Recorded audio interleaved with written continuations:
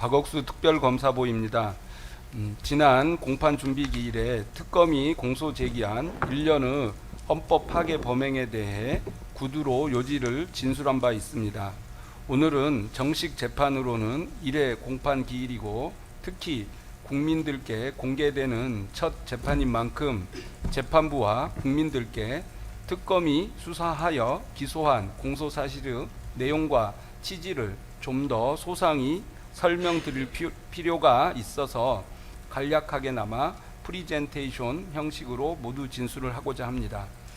본격 프리젠테이션에 앞서 개괄적인 흐름을 말씀드리면 공소사실 전반부는 피고인이 내란 범행을 하는 과정에 이르는 과정에서 어떻게 헌법상 권력 통제 장치를 무력화했는지, 내란 범행 후 어떻게 헌법 파괴 범행을 은폐하거나 무마하려 했는지 등에 관한 것이고, 국무위원 심의권 침해, 부서 사후 작성, 허위 외신 공보, 공소사실이 이에 해당합니다.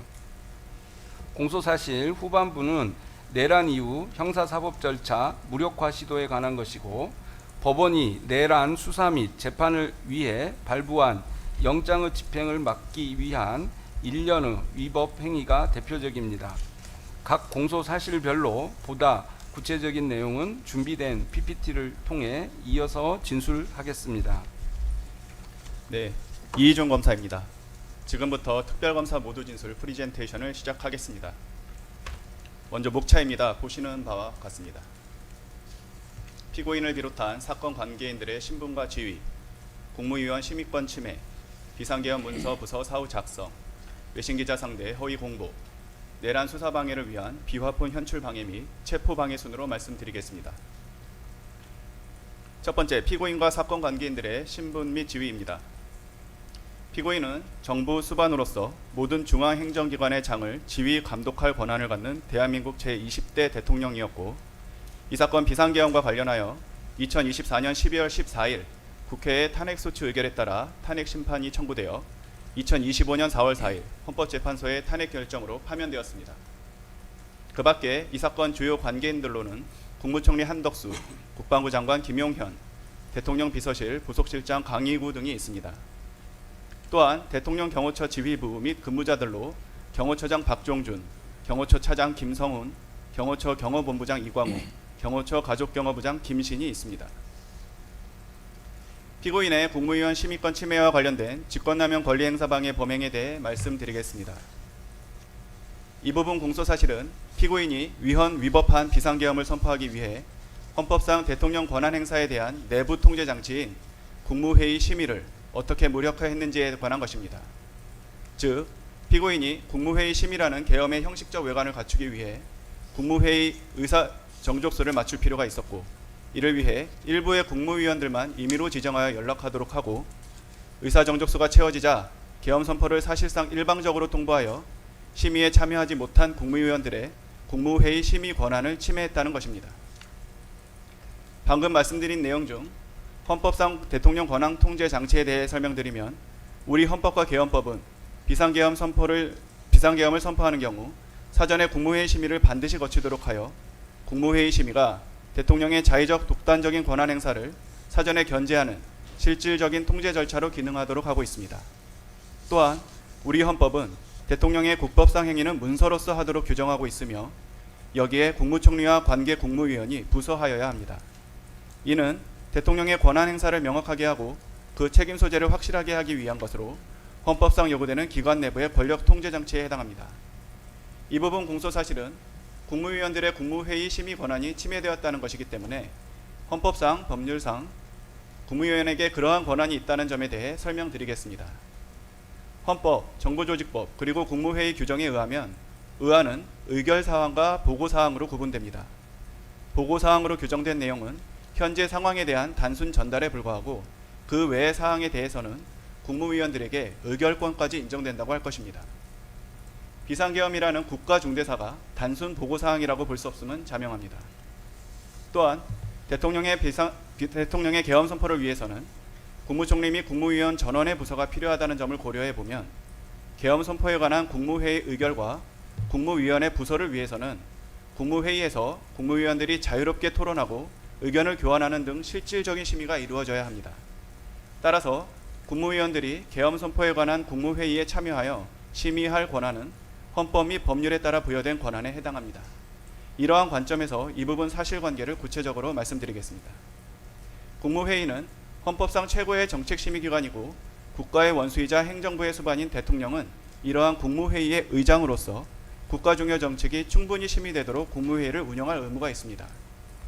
그러나 피고인은 헌법 및 개헌법에 따른 비상계엄 선포 요건이 충족되지 않았음에도 2024년 12월 3일 22시부로 대한민국 전역에 비상계엄을 선포할 계획을 가지고 있었고 같은 날 20시경 국무총리 한덕수와 국무위원 5명, 즉 외교부 장관 조태용, 통일부 장관 김영호, 법무부 장관 박성재, 행정안전부 장관 이상민만 모인 자리에서 비상계엄을 선포할 것이라고 했습니다. 그 다음 피고인은 국무회의에 심의를 거친 것처럼 의결 정족수 11명을 맞추기 위해 임의로 6명의 국무위원들을 특정하여 소집을 통지했고 나머지 7명의 국무위원에게는 소집 통지를 하지 않았습니다.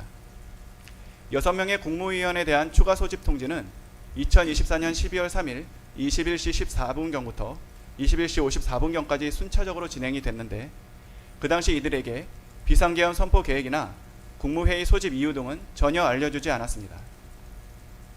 피고인은 2024년 12월 3일 22시 16분경 중소벤처기업부 장관 오영주가 대통령실에 도착해서 국무회의 의사정족수인 11명의 출석 여건이 충족되자마자 일방적으로 비상계엄 선포를 하겠다고 통보한 후 정상적인 심의 없이 약 2분 만에 회의를 종료하고 22시 27분경 비상계엄을 선포하였습니다. 결국 피고인은 이와 같이 비상계엄을 선포하는 데 있어 국무회의 의장으로서 비상계엄 선포 관련 국무회의를 소집하고 주재할 권한을 남용하여 국토교통부 장관 박상우, 산업통상자원부 장관 안덕근, 교육부 장관 이주호, 과학기술정보통신부 장관 유상임, 국가보훈부 장관 강정혜, 문화체육관광부 장관 유인촌, 환경부 장관 김환섭, 고용노동부 장관 김문수, 해양수산부 장관 강도형이 국무회의에서 비상계엄 선포 관련 안건을 심의할 권리 행사를 방해하였습니다. 다음은 헌법상 또 다른 대통령 권한남용 통제장치인 문서주의 및 부서제도를 무력화한 것과 관련된 공소사실입니다. 즉 피고인이 비상계엄 선포 절차의 하자를 은폐하기 위해 비상계엄 관련 문서와 부서를 사후에 작성하고 추후 임의로 폐기한 범행에 대해 말씀드리겠습니다. 피고인은 국무위원 부서는 물론 어떠한 문서에 의하지도 않고 비상계엄을 발표하였고 며칠 후에야 마치 국무총리와 국무위원이 부서한 계엄 선포 문건이 계엄 선포 전에 작성되었던 것처럼 사후적으로 작성하였다가 폐기했다는 것이 이 부분 범죄 사실의 요지입니다. 헌법과 계엄법에 따라 국방부 장관은 대통령에게 비상계엄 선포를 건의할 때 국무총리를 거쳐야 하고 비상계엄 선포는 대통령의 국법상 행위로서 문서의 형식으로 하여야 하며 그 문서에는 국무총리와 관계국무위원이 부서를 해야 합니다. 그리고 헌법이나 법률은 보안이나 시급성 등을 이유로 하여 부서를 생략하거나 국법상 행위 이후에 보완할 수 있다는 예외를 인정하지 않고 있습니다. 하지만 앞서 말씀드린 바와 같이 국방부 장관 김영현이 피고인에게 계엄 선포를 건의할 때 국무총리 한덕수를 거치지 아니하였고 부서제대와 같은 계엄 선포에 필요한 절차가 준수되지 않는 등 대통령의 비상계엄 선포에 대한 사전 통제 장치가 전혀 기능하지 못하였습니다. 비상계엄 해제 이후 피고인의 비상계엄 선포가 실체적 절차적 요건을 갖추지 못하여 탄핵 사유에 해당한다는 문제제기가 지속되었고 2024년 12월 4일에는 국회에서 피고인에 대한 탄핵 소추안을 발의하였으며 그 무렵부터 수사기관에 비상계엄 관련 내란 사건 수사가 본격적으로 진행되었습니다. 그 과정에서 대통령 비서실 부속실장 강희구는 12월 6일경 대통령, 국무총리, 국방부 장관의 서명란이 기재된 2024년 12월 3일자 비상계엄 선포문 표지를 워드로 작성하였고 슬라이드 우측 하단에 보시는 바와 같은 양식입니다. 그 뒤에 한덕수로부터 전달받은 비상계엄 선포문을 첨부하였습니다. 이 한덕수로부터 전달받은 비상계엄 선포문은 한덕수가 비상계엄 선포 당시 대통령실에서 받았던 비상계엄 선포문을 보관하고 있다가 강희구의 요청으로 강희구에게 전달한 것이었습니다. 강희구는 위와 같이 2024년 12월 3일자 비상계엄 선포문을 만든 후 국무총리 한덕수로부터 부서를 받았고, 이어서 김영현으로부터도 부서를 받은 다음 12월 7일 피고인에게 보고를 했습니다. 이에 피고인은 2024년 12월 3일자 비상계엄 선포문의 대통령란에 서명을 하여 강의구에게 전달했습니다. 즉, 슬라이드 우측 하단과 같은 양식의 문서에 국무총리, 국방부 장관, 대통령이 각각 서명한 형태의 문건이 사후적으로 작성되었고, 보시는 문건 내용처럼 마치 피고인이 2024년 12월 3일 22시경 비상계엄 선포라는 국법상 행위를 국무총리와 관계국무위원이 부서한 문서로서 해서 헌법 절차가 준수된 듯한 허위 외건이 만들어졌습니다. 강의구는 이와 같이 피고인이 서명하고 한덕수, 김영현이 부서한 2024년 12월 3일자 비상계엄 선포문을 대통령 비서실 부속실에 보관하였습니다. 결국 피고인은 강의구, 한덕수, 김영현과 공모하여 마치 대통령의 국법상 행위인 비상계엄 선포가 국무총리와 국방부 장관이 계엄 선포 전 부서한 문서에 의해 이루어진 것처럼 보이게 하거나, 비상계엄 관련 탄핵 또는 수사 절차 등에 행사할 목적으로 대통령이 서명하고 국무총리와 국방부 장관이 부서한 2024년 12월 3일자 비상계엄 선포문을 허위로 작성하고 그 무렵 이를 대통령 비서실 부속실에 보관하는 방법으로 행사했다는 것입니다. 다음입니다. 한편 12월 4일 야당이 발의한 피고인에 대한 탄핵소추안이 12월 7일 투표 불성립으로 폐기된 가운데 12월 8일 07시 22분경 김영현이 비상계엄 내란 사건으로 긴급 체포되는 등 수사기관의 비상계엄 관련 사건에 대한 수사가 본격적으로 진행되자 한덕수는 12월 8일 08시 30분경 강의구에게 전화하여 사후에 문서를 만들었다는 것이 알려지면 또 다른 논쟁을 낳을 수 있으니 내가 서명한 것을 없었던 것으로 하자고 요청했습니다. 피고인은 12월 10일 강의구로부터 이러한 한덕수의 요청을 보고받자 강의구에게 총리의 뜻이 그렇다면 그렇게 해라 라고 말하여 사후적으로 작성한 비상계엄 선포문의 폐기를 승인하였고, 강의구는 피고인의 승인에 따라 2024년 12월 3일자 비상계엄 선포문을 폐기하였습니다. 이로써 피고인은 한덕수, 강의구와 공모하여 대통령 기록물인 대통령이 서명하고 국무총리와 국방부 장관이 부서한 2024년 12월 3일자 비상계엄 선포문을 무단으로 손상함과 동시에 공무소인 대통령실에서 사용하는 서류인 2024년 12월 3일자 비상계엄 선포문을 손상했다는 것입니다. 다음으로 비상계엄에 따른 정치적 사법적 위기를 타개하기 위해 허위의 공보를 하도록 한 직권남용 권리행사 방해 범행에 대해 말씀드리겠습니다. 이 부분 공소사실은 계엄의 실체를 덮고 우호적 국제 여론을 조성하기 위해 사실에 반하는 거짓 내용으로 공보를 했다는 것이므로 실제로 발령되었던 포고령과 그에 따른 조치가 범죄 사실의 전제가 됩니다. 보시는 포고령과 같이 계엄사령관인 육군참모총장 박안수는 2024년 12월 3일 23시 23분경 국방부 장관 김영현으로부터 건네받은 계엄사령부 포고령 제1호를 발령했습니다. 그 내용을 보면 제1항 국회와 지방의회 정당의 활동과 정치적 결사, 집회, 시위 등 일체 정치활동을 금한다는 부분은 헌법의 근본 원리인 민주주의와 권력분리 원칙을 위반하고 국회의원의 심의표결권을 침해하는 것이고, 제2항은 언론 출파 집회 결사의 자유, 알 권리 등 여러 헌법상 기본권을 침해하는 내용입니다. 하단에서 영장 없이 체포, 구금, 압수수색을 할 수 있다는 부분은 헌법상 신체의 자유라는 기본권 보장의 핵심인 영장주의를 배제하는 내용입니다. 복잡한 헌법 이론을 따지기에 앞서 그 자체로 헌법에 반하는 내용들입니다.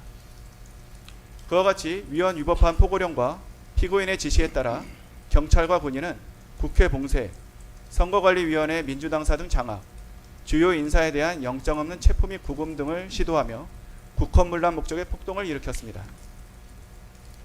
피고인은 비상계엄 해제 이후 비상계엄 관련 내란 사건으로 수사가 임박하고 국회에서도 탄핵소추안을 발의하자 이러한 비상계엄 관련 내란 범행을 정당화할 목적으로 비상계엄이 적법한 절차에 따른 것으로 거짓 홍보하기 위하여 2024년 12월 4일 오후경 대통령실 해외홍보 비서관 겸 외신 대변인 하태원에게 PG, 프레스 가이던스를 작성하게 하고 이를 외신에게 전파하도록 지시하였습니다.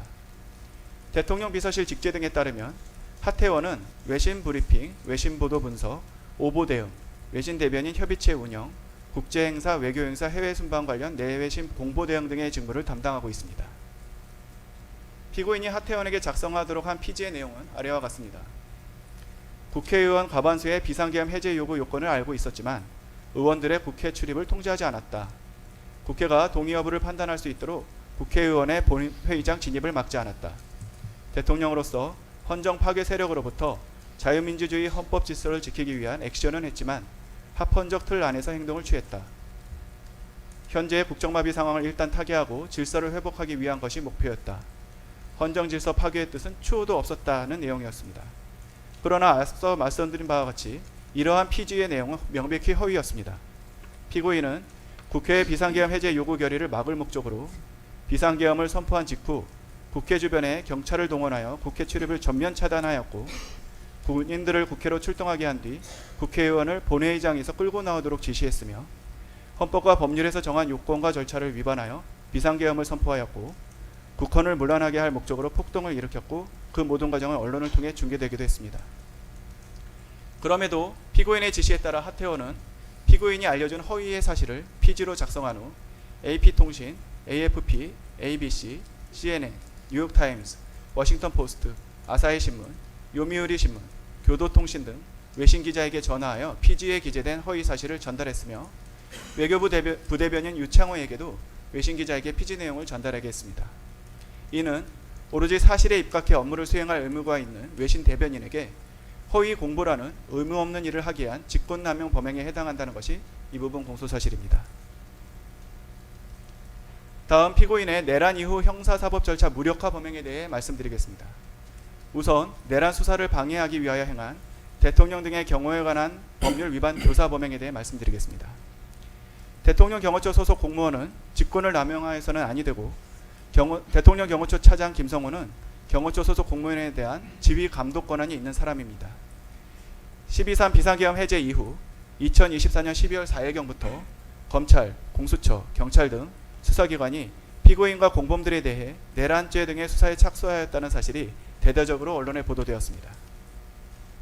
그러자 피고인은 12월 7일경 대통령 경호처 차장이었던 김성훈에게 연락해서 수사받고 있는 그 세 사람의 단말기 그렇게 놔둬도 되느냐, 비아폰이 누군가의 손에 들어가서 함부로 쉽게 볼 수 있으면 그게 비아폰이겠냐, 쉽게 볼 수 없어야 비아폰이지, 조치해라, 그래서 비아폰 아니냐 라고 말하면서 내란 우두머리 등 형사사건의 공범인 국군 방첩사령관 여인영, 수도방위사령관 이진우, 육군 특수전사령관 곽종군 이상 3명의 비아폰을 수사기관이 볼 수 없게 조치하라고 지시했습니다. 피고인의 지시를 받은 김성훈은 곧바로 비아폰을 관리하는 대통령 경호처 지원본부장 김대경에게 전화하여 대통령님이 말씀하시더라, 수사받는 세 사람 비아폰 그거 아무나 볼 수 있게 내버려두면 되겠냐고 하면서 조치하라고 하신다 라고 말하면서 여인영, 이진우, 곽종군의 비아폰 단말기의 통화기록 등 정보를 수사기관이 볼 수 없게 조치하라고 지시했습니다. 그러나 김대경이 조치를 계속하지 않자 12월 16일까지 계속해서 수차례에 걸쳐 접속 차단 조치를 해라, 내가 하라고 한 거 왜 안 하냐, 그냥 시키는 대로 하란 말이야, 왜 이렇게 말을 안 들어 등의 말을 하며 같은 지시를 계속하였습니다. 이로써 피고인의 형사사건 공범들이 사용하는 비아폰 단말기의 통화기록 등 정보를 수사기관이 볼 수 없도록 하기 위하여 대통령 경호처 차장인 김성훈으로 하여금 지원본부장 김대경을 상대로 직권을 남용하여 부당한 지시를 하도록 교사했습니다.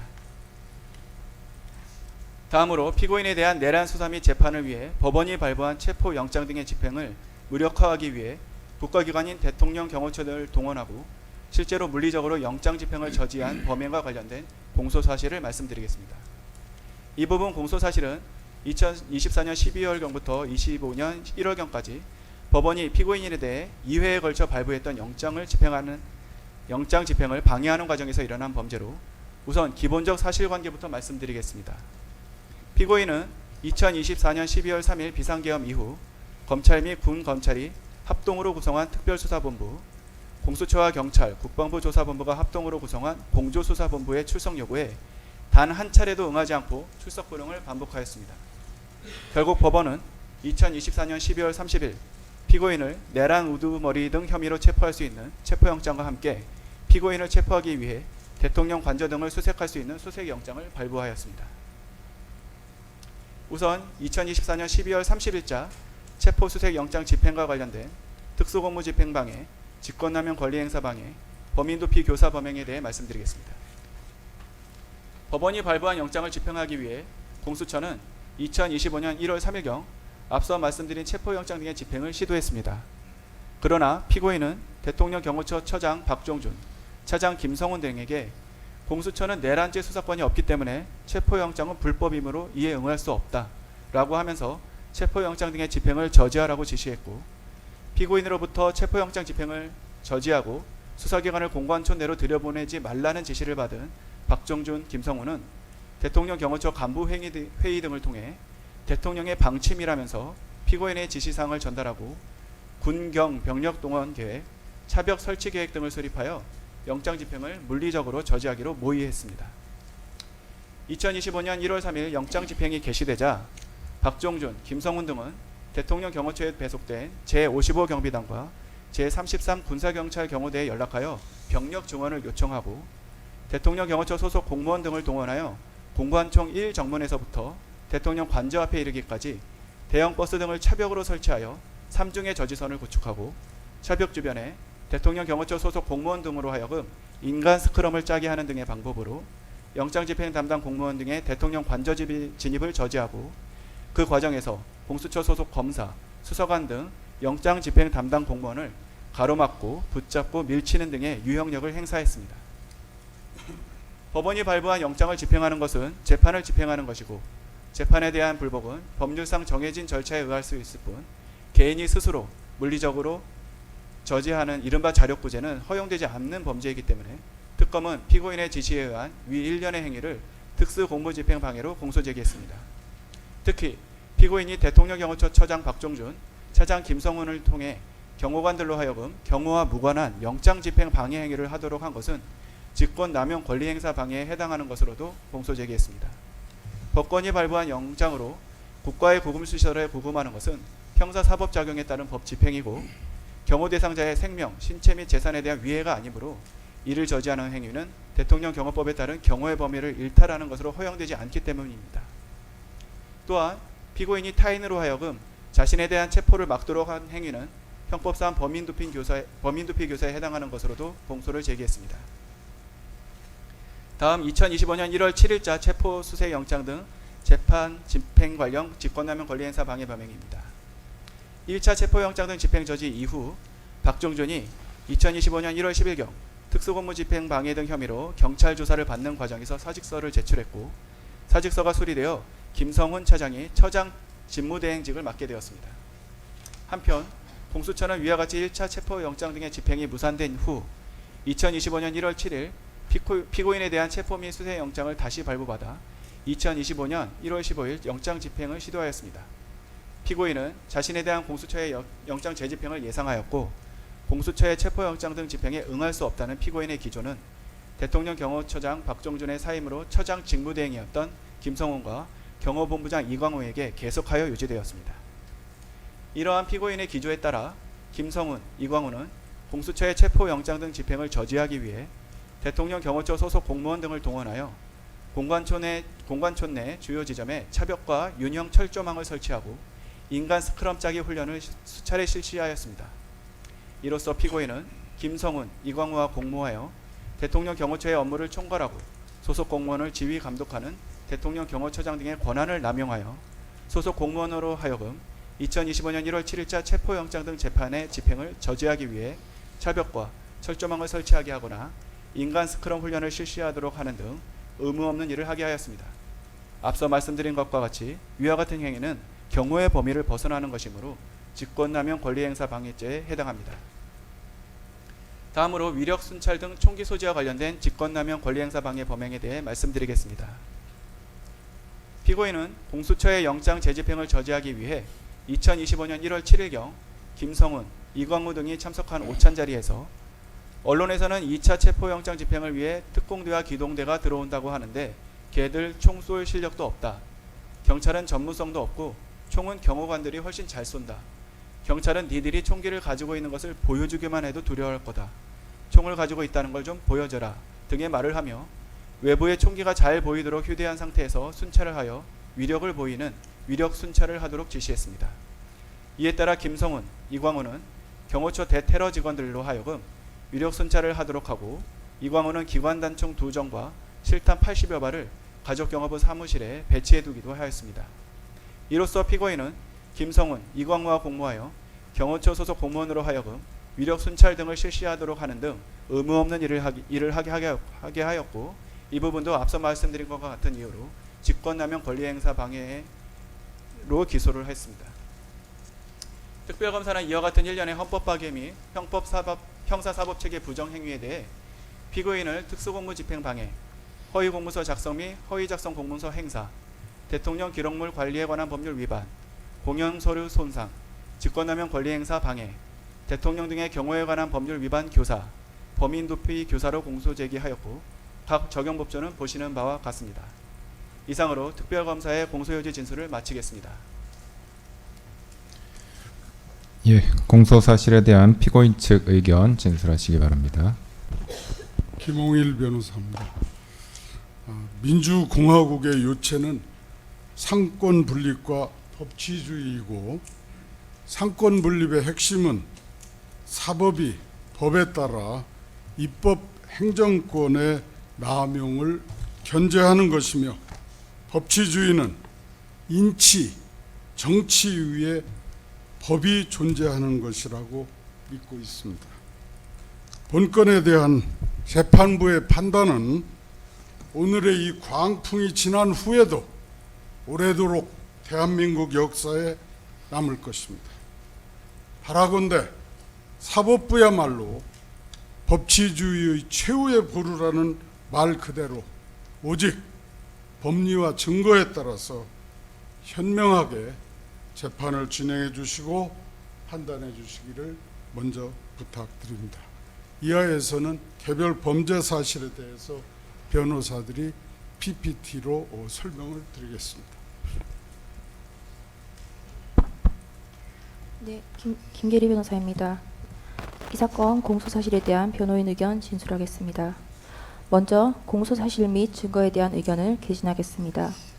피고인은 대한민국의 대통령으로서 헌정위기와 국정마비의 비상상황에 대해 대통령의 국가긴급권인 비상계엄을 선포하였습니다. 이후 국회의 비상계엄 해제 의결에 따라 비상계엄을 해제하였습니다. 그런데 이 사건은 대통령의 국가긴급권 행사인 비상계엄 선포를 내란으로 기소한 것에서 더 나아가 비상계엄의 선포를 위한 국무회의의 소집 및 심의 과정을 별도로 직권남용으로 의율하고 있으며, 국제사회에 대한민국의 헌정질서가 원활하게 작동되고 있음을 알린 공보행위를 범죄라고 하면서 허위공보에 의한 직권남용으로 의율하고 있습니다. 또한 수사권이 없는 공수처에 의한 불법한 수사와 위법한 체포, 영장 집행 행위에 대한 대통령 경호처의 정당한 직무집행을 공무집행 방해로 의율하고 있습니다. 이 사건 공소사실은 대통령의 정당한 권한행사를 직권남용으로, 대통령의 경호처의 적법한 경호행위를 공무집행 방해로 구성하고 있는 바, 피고인은 이 사건 공소사실을 전부 부인합니다. 증거에 대해서는 추후 별도 의견으로 말씀드리도록 하겠습니다. 이 사건 일부 공소사실, 국무위원 심의권을 침해하여 직권남용 권리행사 방해죄가 성립한다는 부분은 계엄의 과정에서 발생한 행위로 이미 내란 우두머리 사건에서 기소되어 있는 부분이므로 이중기소에 해당합니다. 대법원은 내란의 실행 과정에서 어떤 행위에 수반하여 발생한 행위는 내란 행위의 구성 요소를 이루는 것으로 흡수되어 별죄를 구성하지 아니한다라고 판시하였습니다. 이 사건 국무회의 심의권 침해 관련 공소사실은 계엄을 선포하고 해제하는 과정에 있어서 필수 불가결한 국무회의에 관한 부분이므로 별죄를 구성하지 않음이 명백한 것입니다. 물론 피고인에 대한 내란 혐의에 대하여 무죄가 선고될 경우에 그 이후에 개별 실행 행위에 대해서 직권남용 혐의 등이 별도로 검토될 수는 있을 것이나, 이는 내란 혐의에 대한 재판에서 예비적 공소사실로 주장되어야 할 것이지 별도로 기소되는 것은 안 될 것이라 할 것입니다. 대법원은 이러한 이중기소의 경우 공소기각 판결을 하도록 규정한 형사소송법 제327조 제3호의 취지는 동일한 사건에 대하여 피고인으로 하여금 이중위험을 받지 아니하게 하고 법원이 두 개의 실체 판결을 하지 않도록 하게 하는 것이라고 하였습니다. 이 사건은 동일한 사건에 대하여 피고인으로 하여금 이중위험을 받도록 하고 있으므로 공소기각 판결을 하여야 할 것입니다. 이 사건 개별 공소사실에 대한 의견을 개진하겠습니다. 먼저 국무위원 심의권 침해 관련 직권남용 권리행사 방해 공소사실에 대하여 말씀드리겠습니다. 직권남용 권리행사 방해죄의 성립 요건에 관하여 대법원은 해당 공무원의 일반적 직무 권한에 속하는 사항에 관하여 직권을 행사하는 모습으로 실질적 구체적으로 위법 부당한 행위가 있어야 하고 이로 인하여 상대방으로 하여금 의무 없는 일을 하게 하거나 권리 행사가 방해되는 결과가 발생하여야 한다라고 판시하고 있습니다. 즉 범죄가 성립하기 위하여는 위법 부당한 행위가 있어야 하고 구체화된 권리의 현실적 방해가 일어나야 하는 것입니다. 특검은 헌법에 존재하지도 아니하는 국무위원의 심의권이라는 개념이 존재한다고 주장하면서 국무회의의 심의는 의결을 포함하는 절차라고 하고 있습니다. 심지어 국무위원에게 국무회의에 출석하여 심의에 참여하고 기명으로 반대 의견을 표명하여 이를 국무회의록에 남기고 의결에서 반대표를 행사하는 등의 방법으로 헌법을 수호하여야 할 권한과 책무가 있다라고 주장하고 있습니다. 우리 헌법상 국무회의의 법적 성격에 대하여 살펴보겠습니다. 국무회의는 우리 현행 헌법 조문상 명백히 대통령을 보좌하는 심의기관입니다. 우리 헌법 제88조 제1항은 국무회의를 심의기구로 규정하고 있습니다. 당연히 의결에 대한 규정은 헌법에 없습니다. 대통령은 국무회의 심의에 기속되지 않으며 사전적 통제 절차로서만 의미를 가지는 것입니다. 헌정사적 의미를 살펴보겠습니다. 1948년 제1공화국 건국헌법은 대통령 제와 의원내각제를 요소를 혼합한 정부 형태를 취하였습니다. 그리고 제2공화국 헌법은 의원내각제의 정부 형태를 취하였으므로 국무회의에 해당하는 국무원은 당연히 의결기관이었습니다. 그러나 대통령제를 채택하고 있는 현행 헌법상 국무회의의 법적 성격은 의결기관이 아니라 심의기관인 점은 명백한 것입니다. 정부조직법 제12조는 국무회의에 대해 규정하고 있으나 운영에 필요한 사항은 대통령령으로 정하도록 위임하고 있습니다. 대통령령인 국무회의 규정 제6조에서 효력이 아닌 의사 정족수와 의결 정족수를 정하고 있을 뿐입니다. 즉 헌법기관으로서 국무회의가 규정되어 있음에도 불구하고 헌법과 법률은 국무회의의 심의의 효력에 대해서 전혀 언급하고 있지 않습니다. 헌법이 아닌 법률이 아닌 대통령령으로 국무회의 규정에서 정족수를 규정하고 있을 뿐입니다. 이와 같은 점을 고려해 본다면 국무위원들에게 심의권이라는 구체화된 권리는 인정되기 어려운 것이라고 할 것입니다.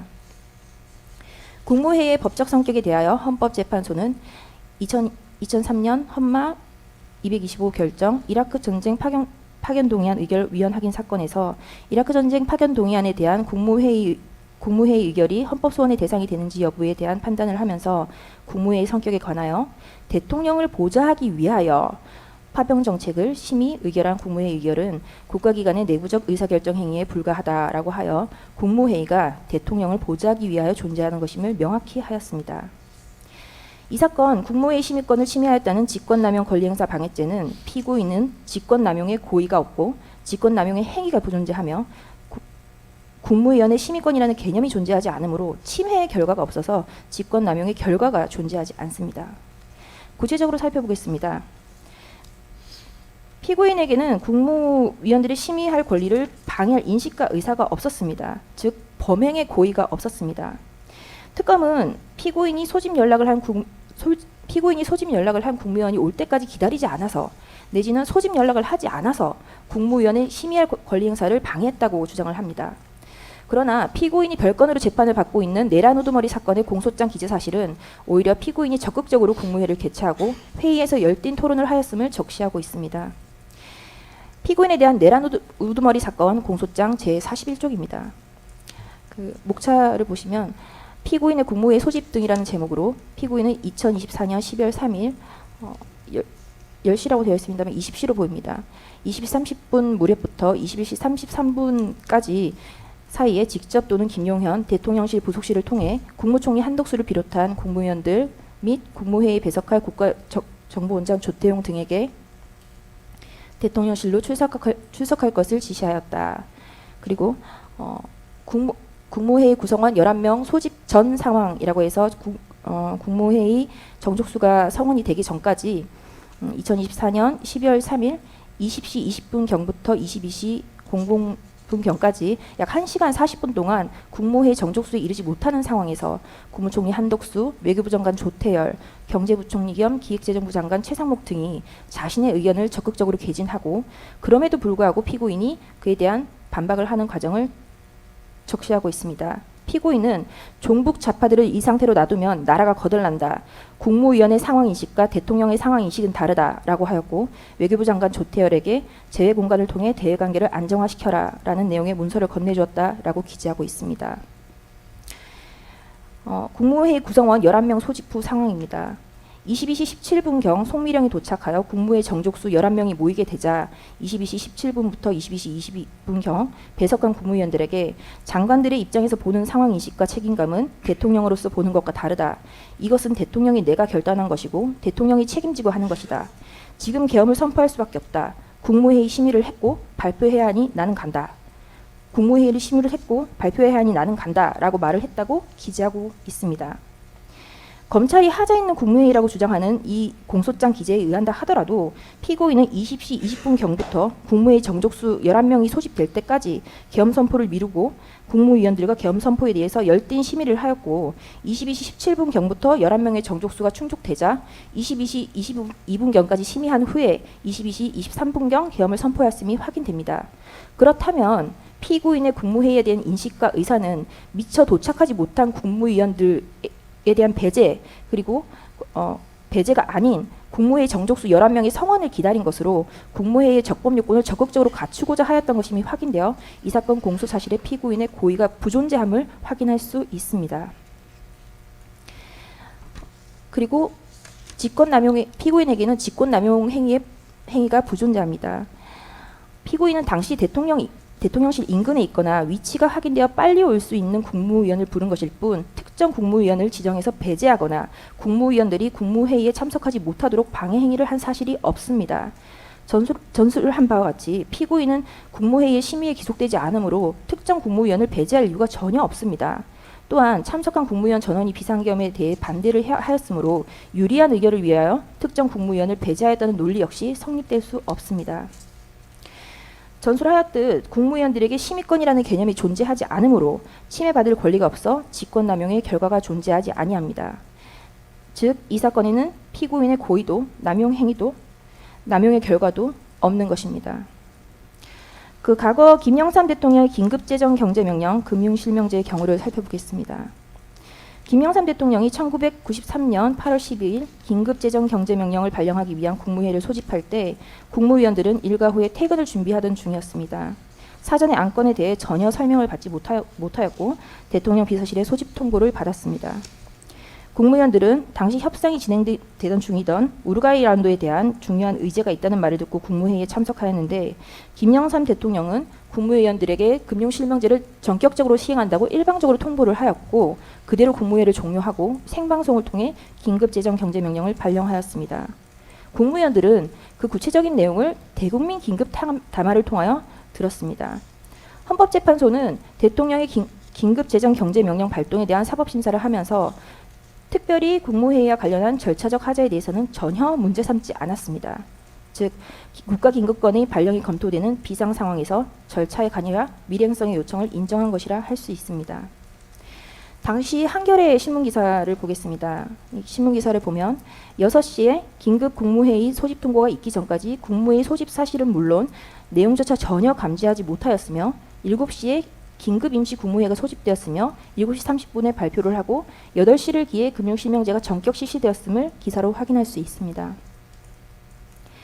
피고인은 2024년 12월 4일 4시 27분 비상계엄 해제 담화에서 국회의 계엄 해제 의결에 따라 계엄을 해제하고자 하나 새벽인 관계로 아직 국무회의 정족수를 채우지 못하였고 국무위원들이 오는 대로 바로 계엄을 해제하겠다고 하였습니다.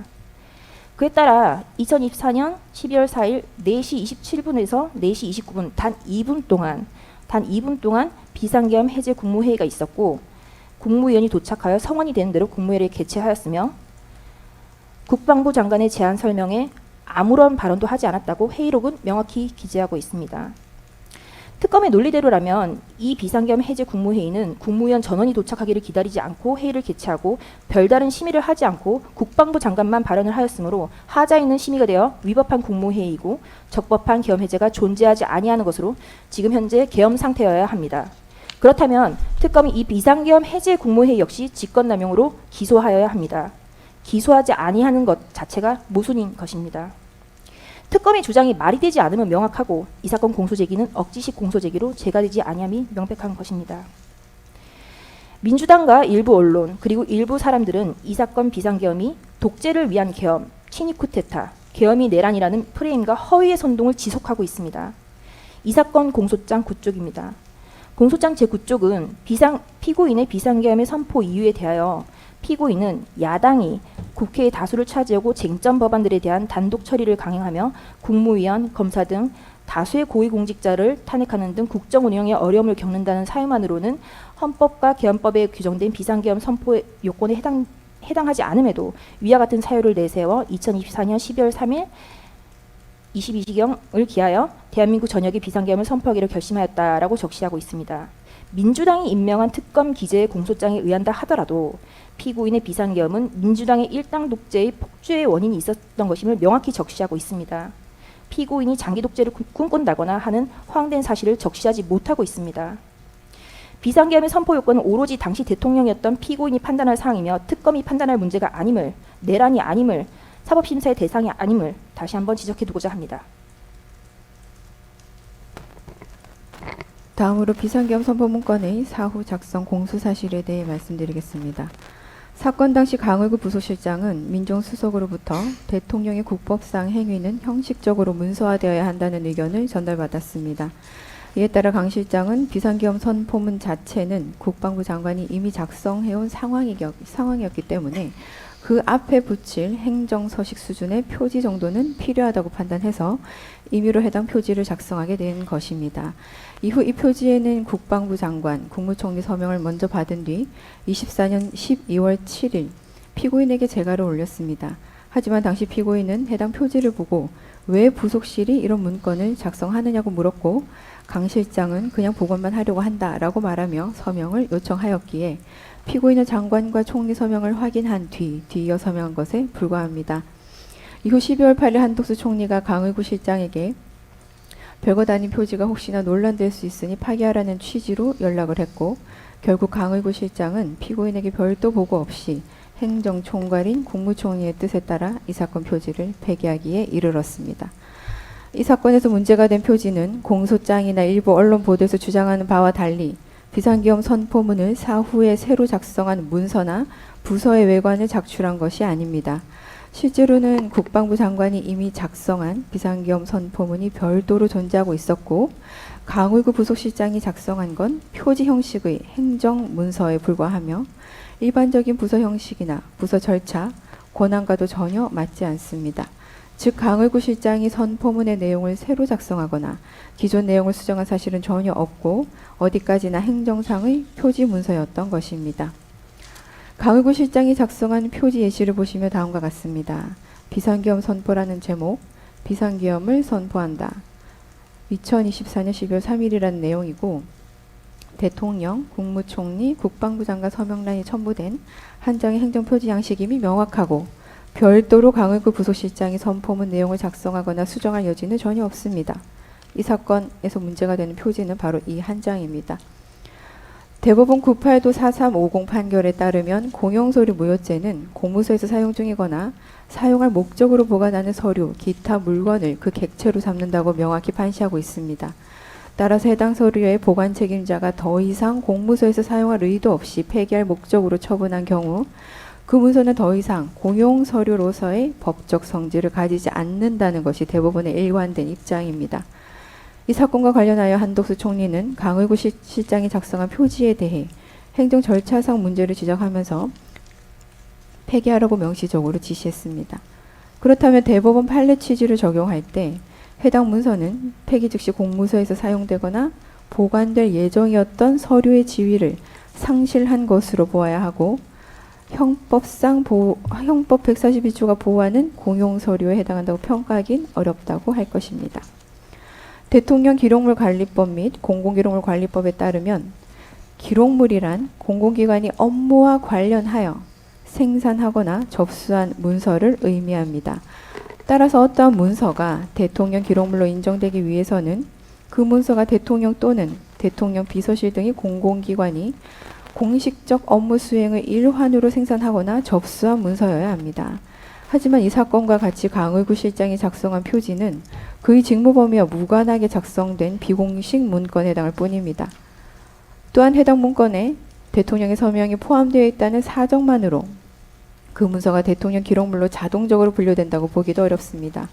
법이 보호하고자 하는 대통령 기록물은 대통령의 직무 수행과 관련하여 공식적으로 생산된 기록물에 한정되기 때문입니다. 결론적으로 강의구 부속실장이 작성한 그 표지는 공공기관의 업무와 관련하여 생산된 문서에 해당하지 않고 결국 대통령 기록물로도 평가되기가 어렵습니다. 특히 강의구는 대통령 실장 산하의 부속실 소속 공무원으로서 그 직무는 대통령의 일정 관리와 같은 비서적 성격의 업무에 한정되어 있었습니다. 대통령이 국법상 행위와 관련한 중요 정책 문서나 결정사항에 관한 문서를 생산하거나 이를 통제할 권한은 부속실에 전혀 존재하지 않았습니다. 이와 같은 조직적 직무적 한계를 감안할 때 강의구 실장이 임의로 비상계엄 선포문의 표지 문건을 작성한 것은 그 직무 범위를 벗어난 무권한의 행위로서 행정적으로나 법적으로 효력을 인정받기 어려운 문서일 수밖에 없습니다. 더욱이 이 표지는 국무총리가 폐기를 지시한 문건으로 정식 문서로서의 성격조차 유지되지 못했습니다. 공소사실은 마치 피고인이 비상계엄 선포가 위법하다는 판단을 미리 예상하고 이를 사후에 정당화하기 위해 부서란이 포함된 비상계엄 선포문 양식 문서를 허위로 작성한 것처럼 지금 서술하고 있습니다. 그러나 피고인은 사건 당시 해당 표지가 사전 결재를 요하는 선포문의 일부 문서가 아님을 명확하게 인식하고 있었고 소급적으로 적법성을 가장하기 위해 허위 문건을 작성할 동기가 전혀 없었습니다. 실제로도 해당 표지는 단순한 형식 보완을 위한 서식에 불과했고 피고인에 의해 강제로 작성되었다거나 작성 지시가 있었다거나 법적 정당성을 확보하기 위한 허위 문서로 활용된 바도 없습니다. 이는 피고인이 헌법재판소 탄핵심판 과정에서도 직접 진술한 바 있습니다. 피고인은 비상계엄 선포와 관련하여 허위 내용의 공문서를 작성할 필요성도 없었고 사후 외관을 조작하거나 위작할 고의 역시 없었습니다. 결국 피고인에게는 그와 같은 문서를 만들어 사후적으로 정당성을 꾸며야 할 이유가 전혀 없었다는 점을 명백하다고 할 것입니다. 결과적으로 이 사건에서 강의구 부속실장이 작성한 표지는 그 자체로 직무행위에 해당하지 않으므로 형법상 허위공문서 작성죄의 객체로 볼 수 없습니다. 나아가 해당 문서는 단순히 책상 서랍에 즉시 보관되었을 뿐 외부에 제출되거나 실질적으로 행사된 사실이 전혀 없습니다. 공소장 어디에도 이 문서가 어떤 방식으로 어떤 목적으로 사용되었는지에 대한 구체적인 기재조차 존재하지 않습니다. 행사의 사실 내지 목적이 인정되지 않는 이상 문서죄 동행사로 의율할 수는 없을 것입니다. 결국 이 문건은 직무와 무관한 자가 임의로 작성한 문서이며 행사 목적도 명백히 결여되어 있기 때문에 허위공문서 작성 및 동행사죄를 적용하는 것은 법리상 어렵다고 할 것입니다. 앞서 설명드린 바와 같이 이 사건 표지 문서는 공영서류로서의 성질을 상실하였고 대통령 기록물로도 분류될 수 없습니다.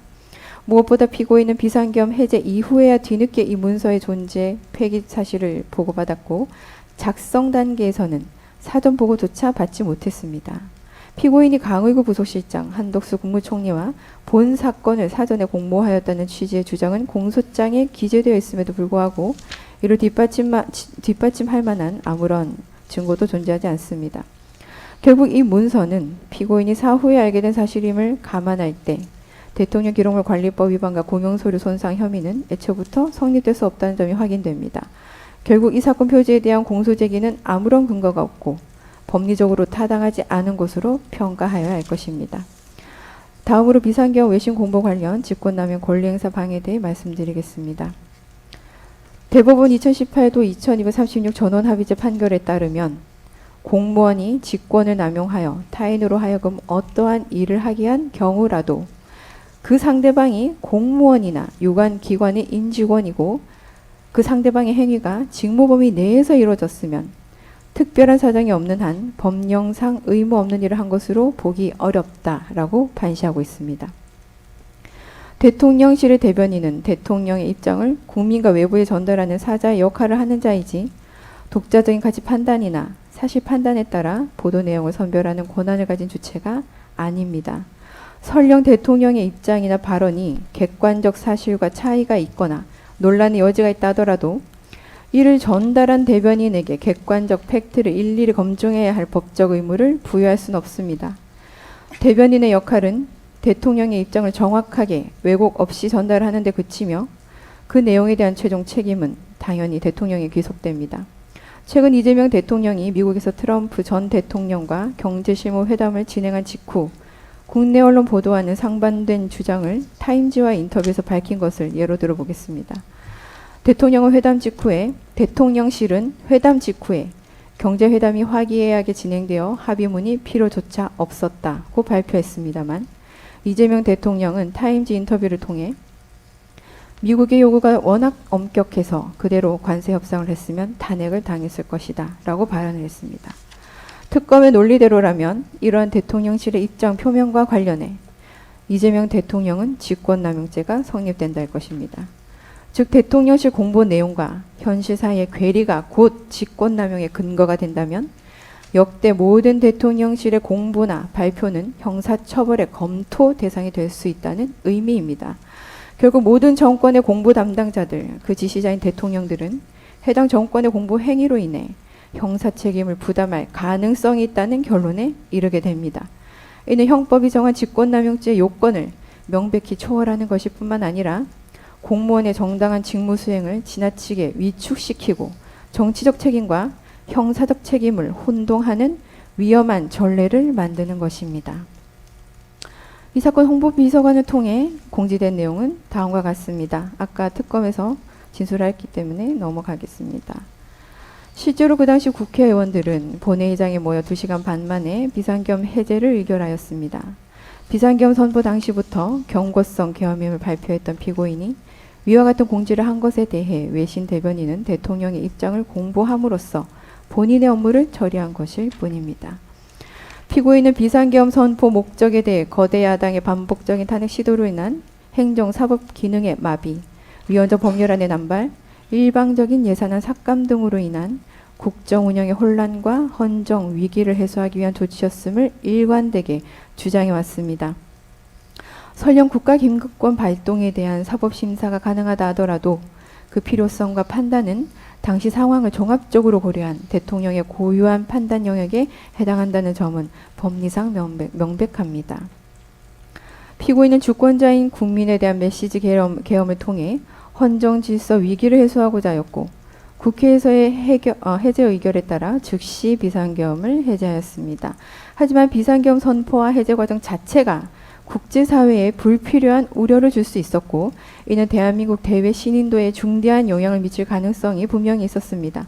이에 피고인은 대한민국의 헌정 시스템이 정상적으로 작동 중이며 대통령과 국회가 각자의 역할을 통해 질서 회복에 나서고 있다는 점을 국회 사회에 분명히 알릴 필요가 있었다는 판단 하에 이 나라가 건재하다는 취지의 공보 지시를 내렸던 것입니다. 구체적 사실관계를 보면 올해 초 헌법재판소의 증인으로 출석한 조지호 경찰청장과 김봉식 청장 증언에 따르면 피고인은 국회의원들의 국회 출입을 통제하라고 지시한 사실이 없고 오히려 신분 확인 후 출입을 허용하도록 지시하였습니다.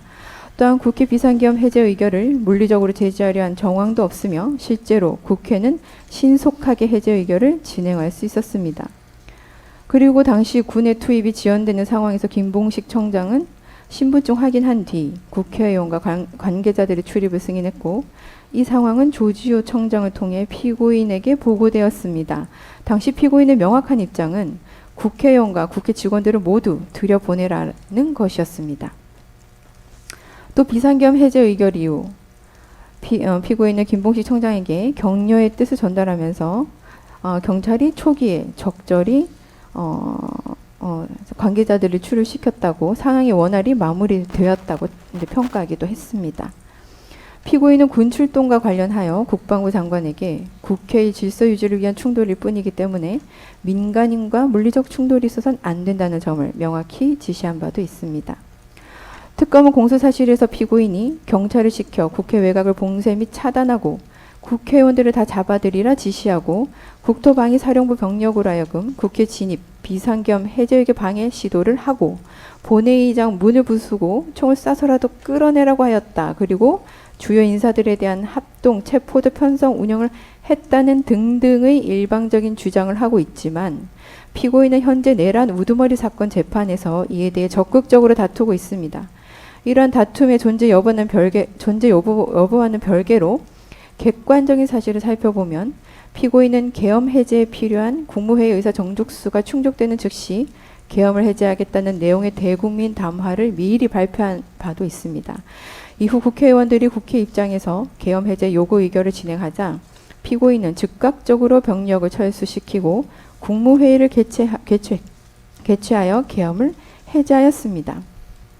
대통령의 국가긴급권 행사는 헌법에 그 근거가 있습니다. 그리고 국회의 비상겸 해제 의결 및 해제 절차 과정은 오히려 대한민국의 헌정 시스템이 정상적이고 완전하게 작동하고 있음을 보여주는 방증일 것입니다. 따라서 이와 같은 상황을 국내외 언론에 충분히 설명하고 공보를 하는 것은 당연한 것입니다. 오히려 정부가 이러한 사실을 외신에 전혀 공지하지 않았다면 국제사회에 스스로 무정부 상태임을 자인하는 것과 같은 잘못된 인식을 줄 수 있고 이는 외교적 경제적으로 더 큰 혼란과 손실을 초래하였을 것입니다. 해외 홍보비서관은 외신 브리핑을 담당하는 직무에 있고 해당 직무 범위 내에서 정부의 비상겸 선포 및 해제에 관한 입장을 발표하였습니다. 이는 사전에 정해진 업무 절차와 기준에 따라 이루어진 것이므로 직무 범위를 일탈하거나 의무 없는 행위를 한 것이 아닙니다.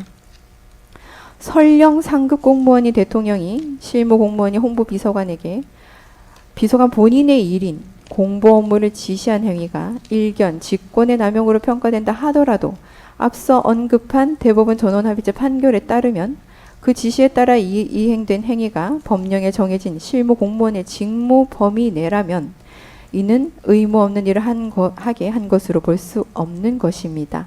따라서 이와 같은 경우 직권남용 권리행사 방해죄의 구성 요건을 충족하지 않으며 형사처벌의 대상이 되지 않습니다.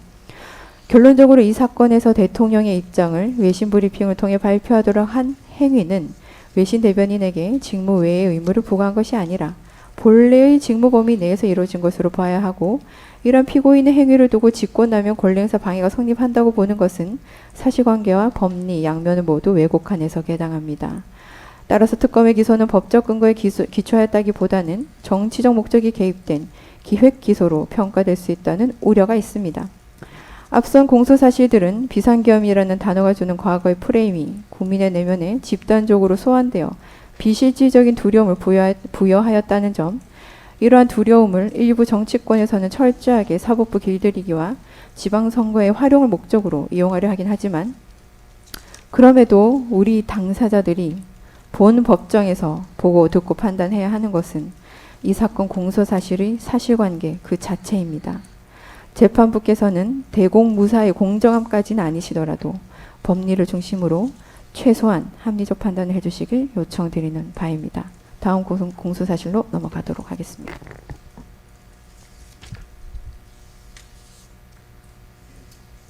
예, 다음으로 비화폰 통화 내역 삭제 지시 관련 공소사실 문제점에 대해서 말씀드리겠습니다.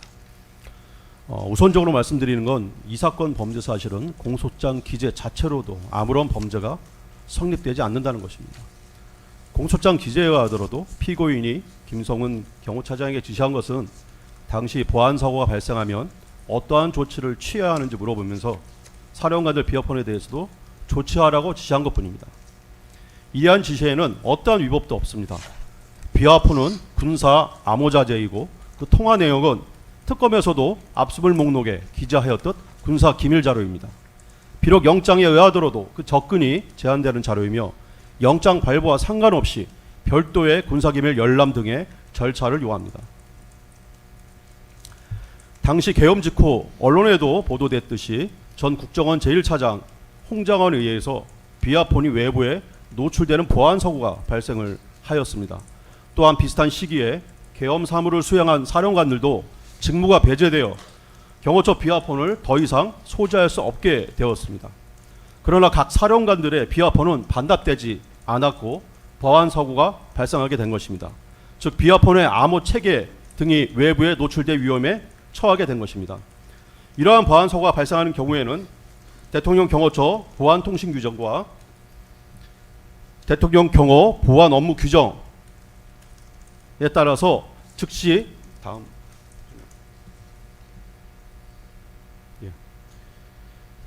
인가를 해제하고 인가제의 접근을 막으라는 조치를 취해야 합니다.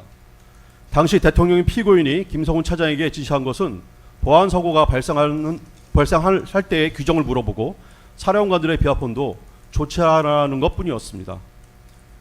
두 번째로 말씀드리는 것은 공소장 기재에 의하더라도 피고인은 김성훈 차장에게 비아폰 통화 내역을 삭제하라고 지시한 바가 전혀 없습니다. 또한 비아폰 통화 기록은 서버에 저장되어 있기 때문에 비아폰 기기 자체에 대한 어떠한 조치를 취한다고 해도 삭제되지 않습니다. 더욱이 수사기관은 이미 5월에 비아폰 서버의 통화 기록을 경호처로부터 이미 제출받아 모두 확보한 상태입니다.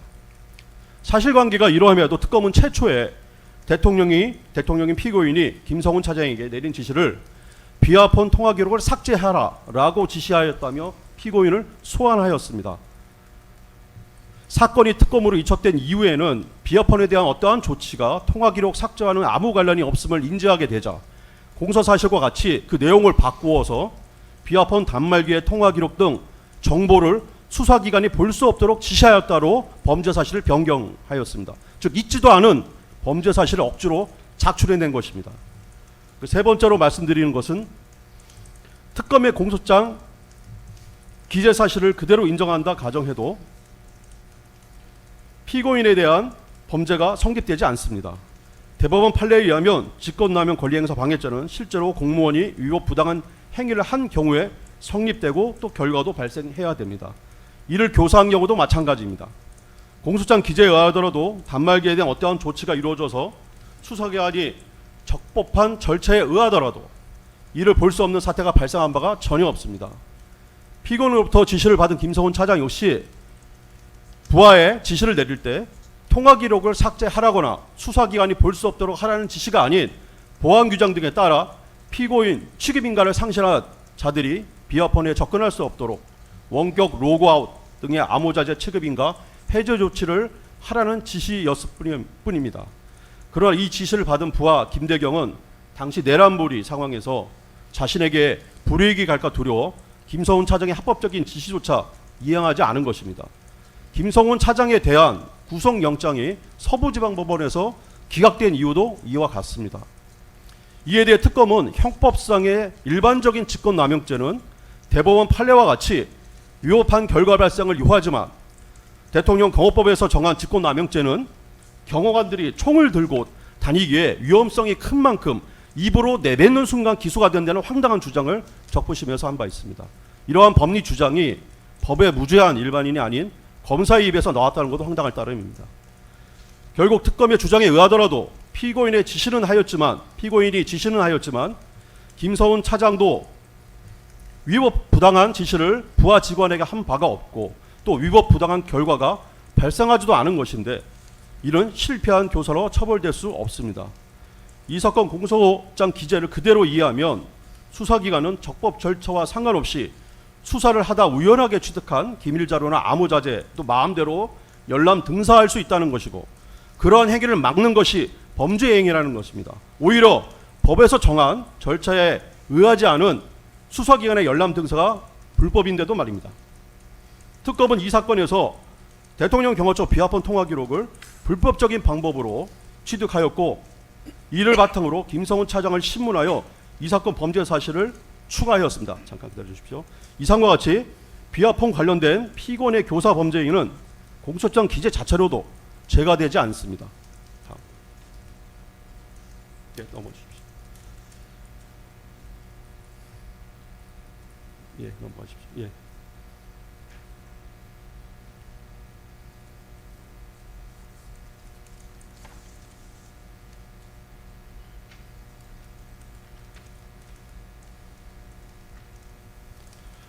두 번째 공소사실인 체포영장 집행에 관련하여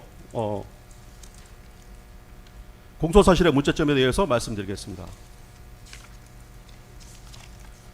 두 번에 걸친 체포영장 집행에 관해서 피고인 측은 공수처의 수사, 영장의 청구, 영장의 발부, 영장의 집행 전 과정이 모두 불법이라고 주장을 한 바 있는데, 이에 대해 공수처와 특검은 일관되게 법원이 일단 영장을 발부하였으니 공수처의 수사권이 인정된 것이고 법원의 영장 발부도 적법하고 집행에 대해서도 어떠한 방해 행위도 하지 말아야 한다는 주장입니다. 한마디로 서부지방법원의 영장판사가 공수처에 없는 수사권도 만들 수 있고 영장판사가 발부한 영장의 효력은 헌법과 법률의 어떠한 조항보다도 우선한다는 절대적 우위를 갖는다는 주장입니다.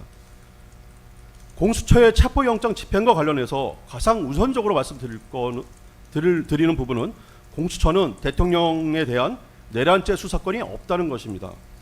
공수처법 제2조 3호나 4호에 의하더라도 수사권이 없으면 명백합니다. 이에 대해 공수처는 이러한 변명을 합니다. 공수처가 수사를 할 수 있는 대통령에 대한 직권남용죄를 수사하다 보니 내란죄를 인지하게 되었고 따라서 4호에 관련된 관련 범죄로 보아야 한다는 것입니다. 그러나 대통령은 헌법 제84조에서 내란 외환이 아니면 형사소추를 받지 아니하고 형사소추는 수사를 전제로 한 것이어서 수사를 해서도 안 됩니다. 더욱이 강제수사는 말할 것도 없습니다. 수사를 할 수 없는 직권남용죄를 수사하였다는 것도 불법이고 수사를 하다가 내란죄를 인지하였다는 것도 불법입니다. 따라서 공수처는 당시 대통령인 피고인에 대한 내란죄 수사권이 없음에도 수사를 한 것입니다. 이 점에 대해서는 2025 고학 129 사건에서의 구속 취소 결정에도 그대로 반영되어 있는데 특히 내란죄를 인지하였다고 하는 어떠한 근거도 존재하지 않는다고 설시한 바도 있습니다. 두 번째로 공수처는 관할을 위반해서 영장을 청구하였고 서부지방법원은 위법하게 영장을 발부하였다는 것입니다. 내란죄, 직권남용죄 등은 모두 공수처가 직접 기소할 수 있는 사건이 아니고 사건 조사가 완료되면 기소를 위해 서울중앙지방검찰청으로 사건을 이첩해야 하며 서울중앙지방검찰청의 영장청구법원은 서울중앙지방법원입니다. 한마디로 공수처는 영장 발부가 가능한 법원을 찾아 법원 쇼핑을 한 것입니다. 공수처는 과거 중앙지방법원에 영장을 청구하여 기각을 당하자 그 사실을 숨기고 다시 서부지방법원에 청구했다는 의혹도 받고 있는 상태입니다. 이런 청구에 대해 서부지방법원은 관할 위반으로 영장 청구를 기각했어야 하나 발부하였고 더욱이 형사소송법 110조, 111조 적용을 예외로 한다는 입법적 기재까지 하는 불법을 저질렀습니다. 세 번째로 영장 집행 과정에서 공수처는 법에서 정한 영장을 제시하는 절차를 이행하지도 않았습니다. 법과 판례에서 정한 영장 제시 예외 사유인 급속을 요하는 때가 아님에도 불구하고 영장을 제시하지도 않았습니다. 네 번째로 공수처는 영장에 기재되지도 않은 군사시설 보호구역을 수색하였고 이를 거부하는 경호처 간부들을 특수공무집행 방해로 입건한 것입니다. 체포 수색 영장에 기재된 장소는 서울 용산구 한남대로 128-24였습니다. 그러나 공수처가 관저촌 출입문을 부수고 들어온 곳은 한남동 726-81일대였습니다. 수색 영장에 기재되지도 않은 군사시설 보호구역 시설물을 부수고 쳐들어온 것입니다. 이에 대해 구속영장 적부심에서 판사가 이 점에 대해서 특검 측의 의견은 어떤가라고 묻자 특검 측은 황당하게도 도저히 법조인 입에서 나올 수 있는 말이라고는 생각하지도 못할 체포영장이 발부된 이상 체포를 위해 어떤 고치든 상관없이 마음대로 수색할 수 있다라는 답변을 하였습니다. 대법원은 영장 해석에 있어 피의자에게 불리한 확장 해석, 유추 해석은 허용될 수 없다는 것이 분명한 태도입니다.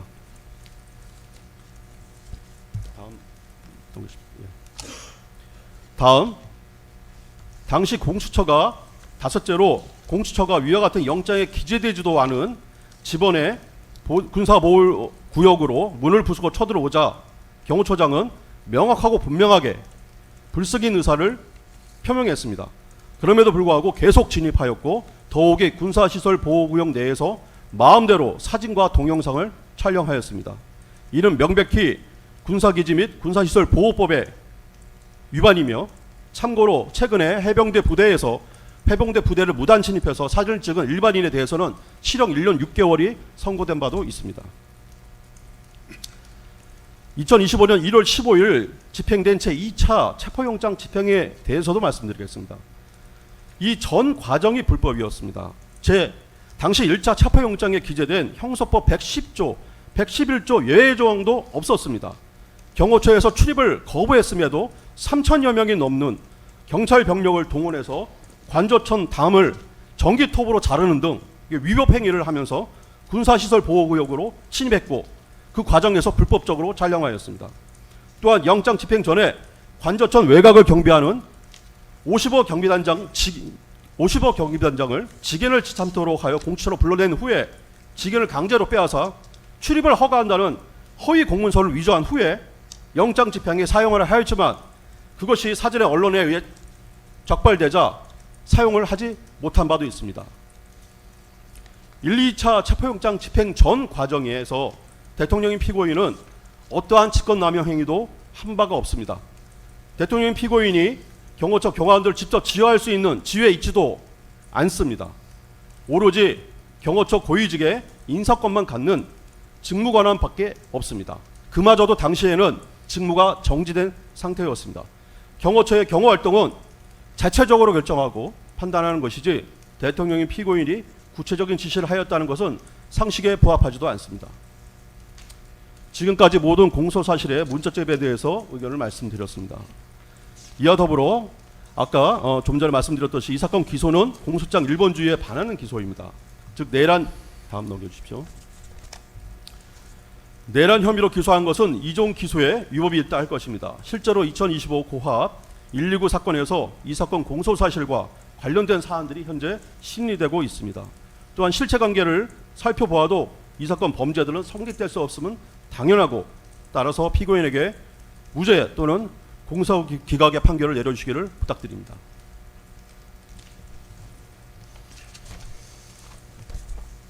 예. 먼저 특검 측에서 오늘 프리젠테이션한 자료는 뭐 제출할 계획은 있으신가요? 네, 제출하겠습니다. 예, 그것도 제출해 주시고요. 예, 특검 측의 공소사실 요지 진술과 피고인 측의 그에 관한 의견 진술에서 나타난 몇 가지 쟁점에 관해서 일단 쌍방의 입장을 확인해 보겠습니다. 먼저 피고인 측에서는 이 사건 공소사실에 포함된 일부 행위가 피고인이 별건으로 기소되어 지금 재판을 받고 있는 내란 우두머리 사건 관련 공소사실에 흡수되는 행위로서 이를 별건으로 기소한 것은 이중기소에 해당하므로 적법하지 않다 이런 주장을 하고 있는 것으로 보이는데 이 부분에 관해서는 법리적인 문제이므로 검사 측에서 검토해서 의견을 제출해 주시기를 요청드립니다. 혹시 지금 간단히 의견을 예, 말씀드려도 말씀해 보십시오. 지금 변호인 측에서는 이 사건 공소사실이 별건으로 재판 계속 중인 내란 우두머리 등 피고 사건의 공소사실과 동시 또는 수단 결과관계에 있다는 취지로 주장하는 것으로 보입니다. 그러나 이 사건 범행들은 비상계엄 선포 전후에 저질러진 범행들입니다.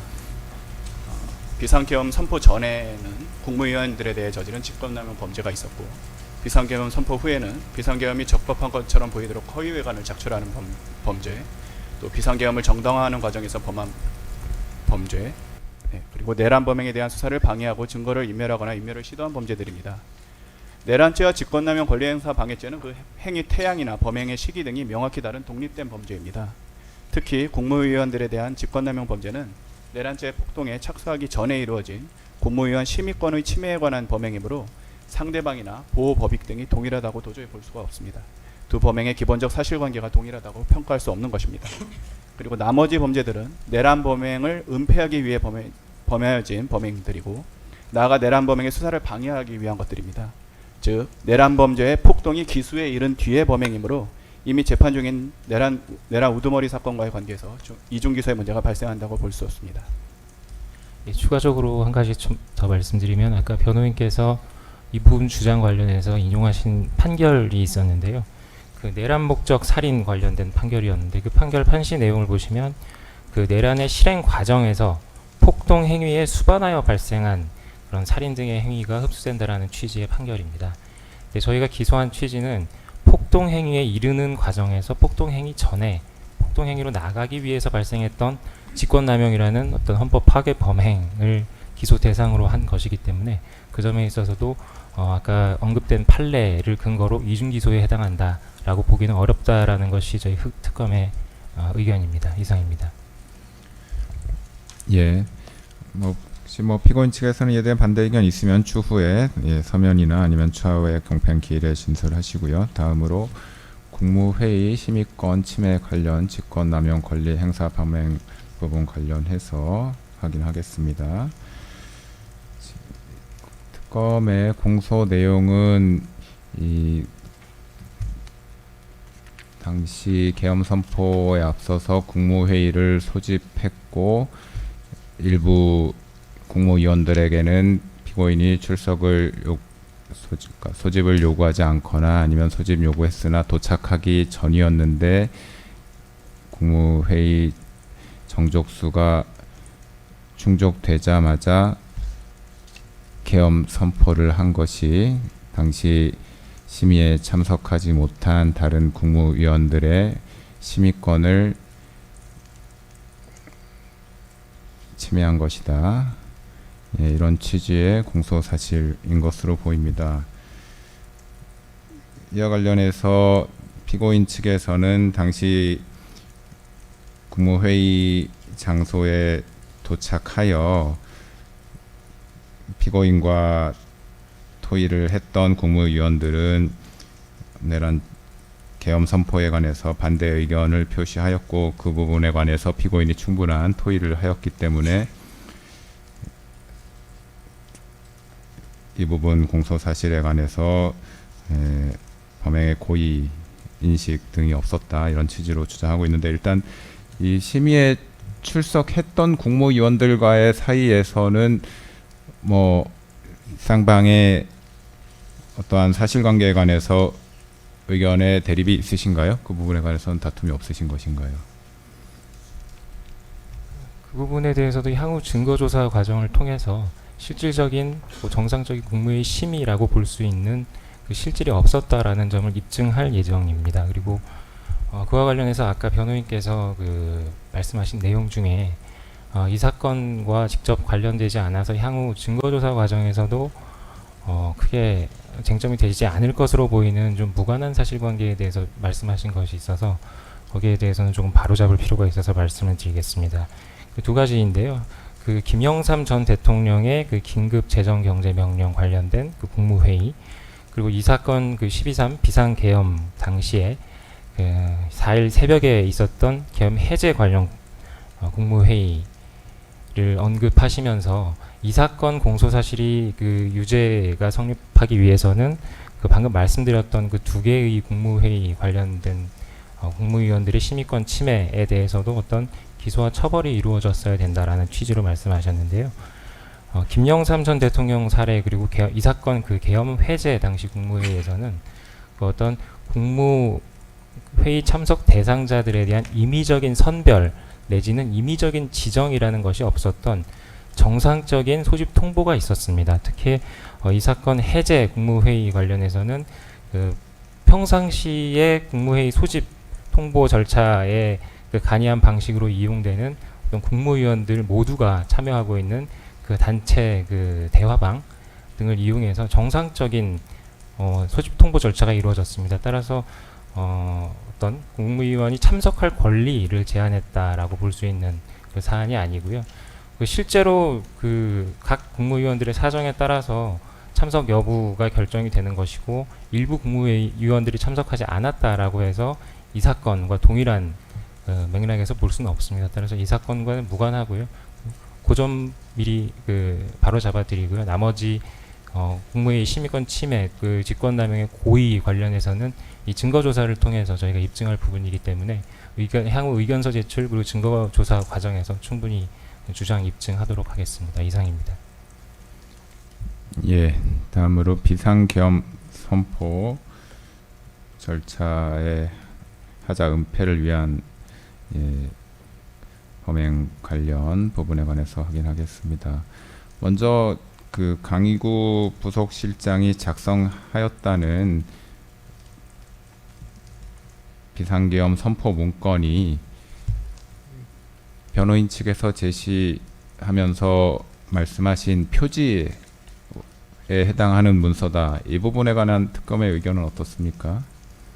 구체적으로 강희구 실장이 작성했던 문건은 표지가 맞고요. 다만 그 표지와 한덕수 총리가 가지고 있었던 계엄 선포 당시에 배포된 계엄 선포문이 결합돼서 하나의 그 헌법상의 사후 부서문 또는 그 대통령의 국법상 행위를 문서로 해야 한다고 할 때 그 문서로 완성되었다라는 것이 저희 그 공소사실 취지이고요.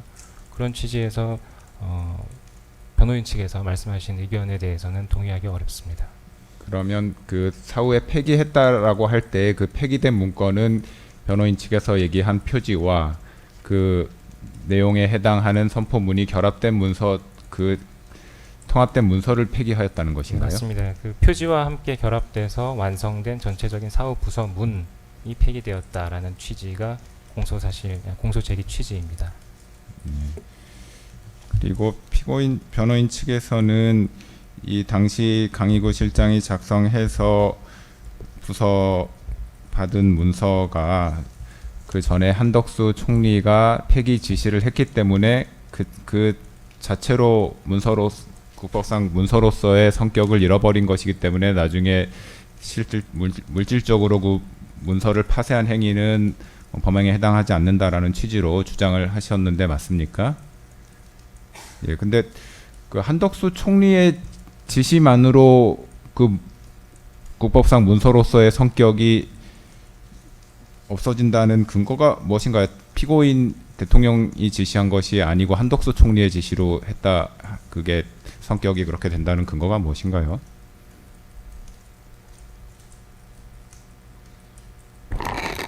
한덕수 총리가 그 행정총괄이었고 이거 행정총괄이었기 때문에 이 부분에서 폐기를 지시를 한 것이 그 효력을 없앤다고 이제 저희가 법리적으로 해석을 하고 있는데 이에 대해서 구체적인 사안이나 또 추가적인 판례라든지 이런 부분에 대해서는 변호인 의견서로 제출하도록 하겠습니다.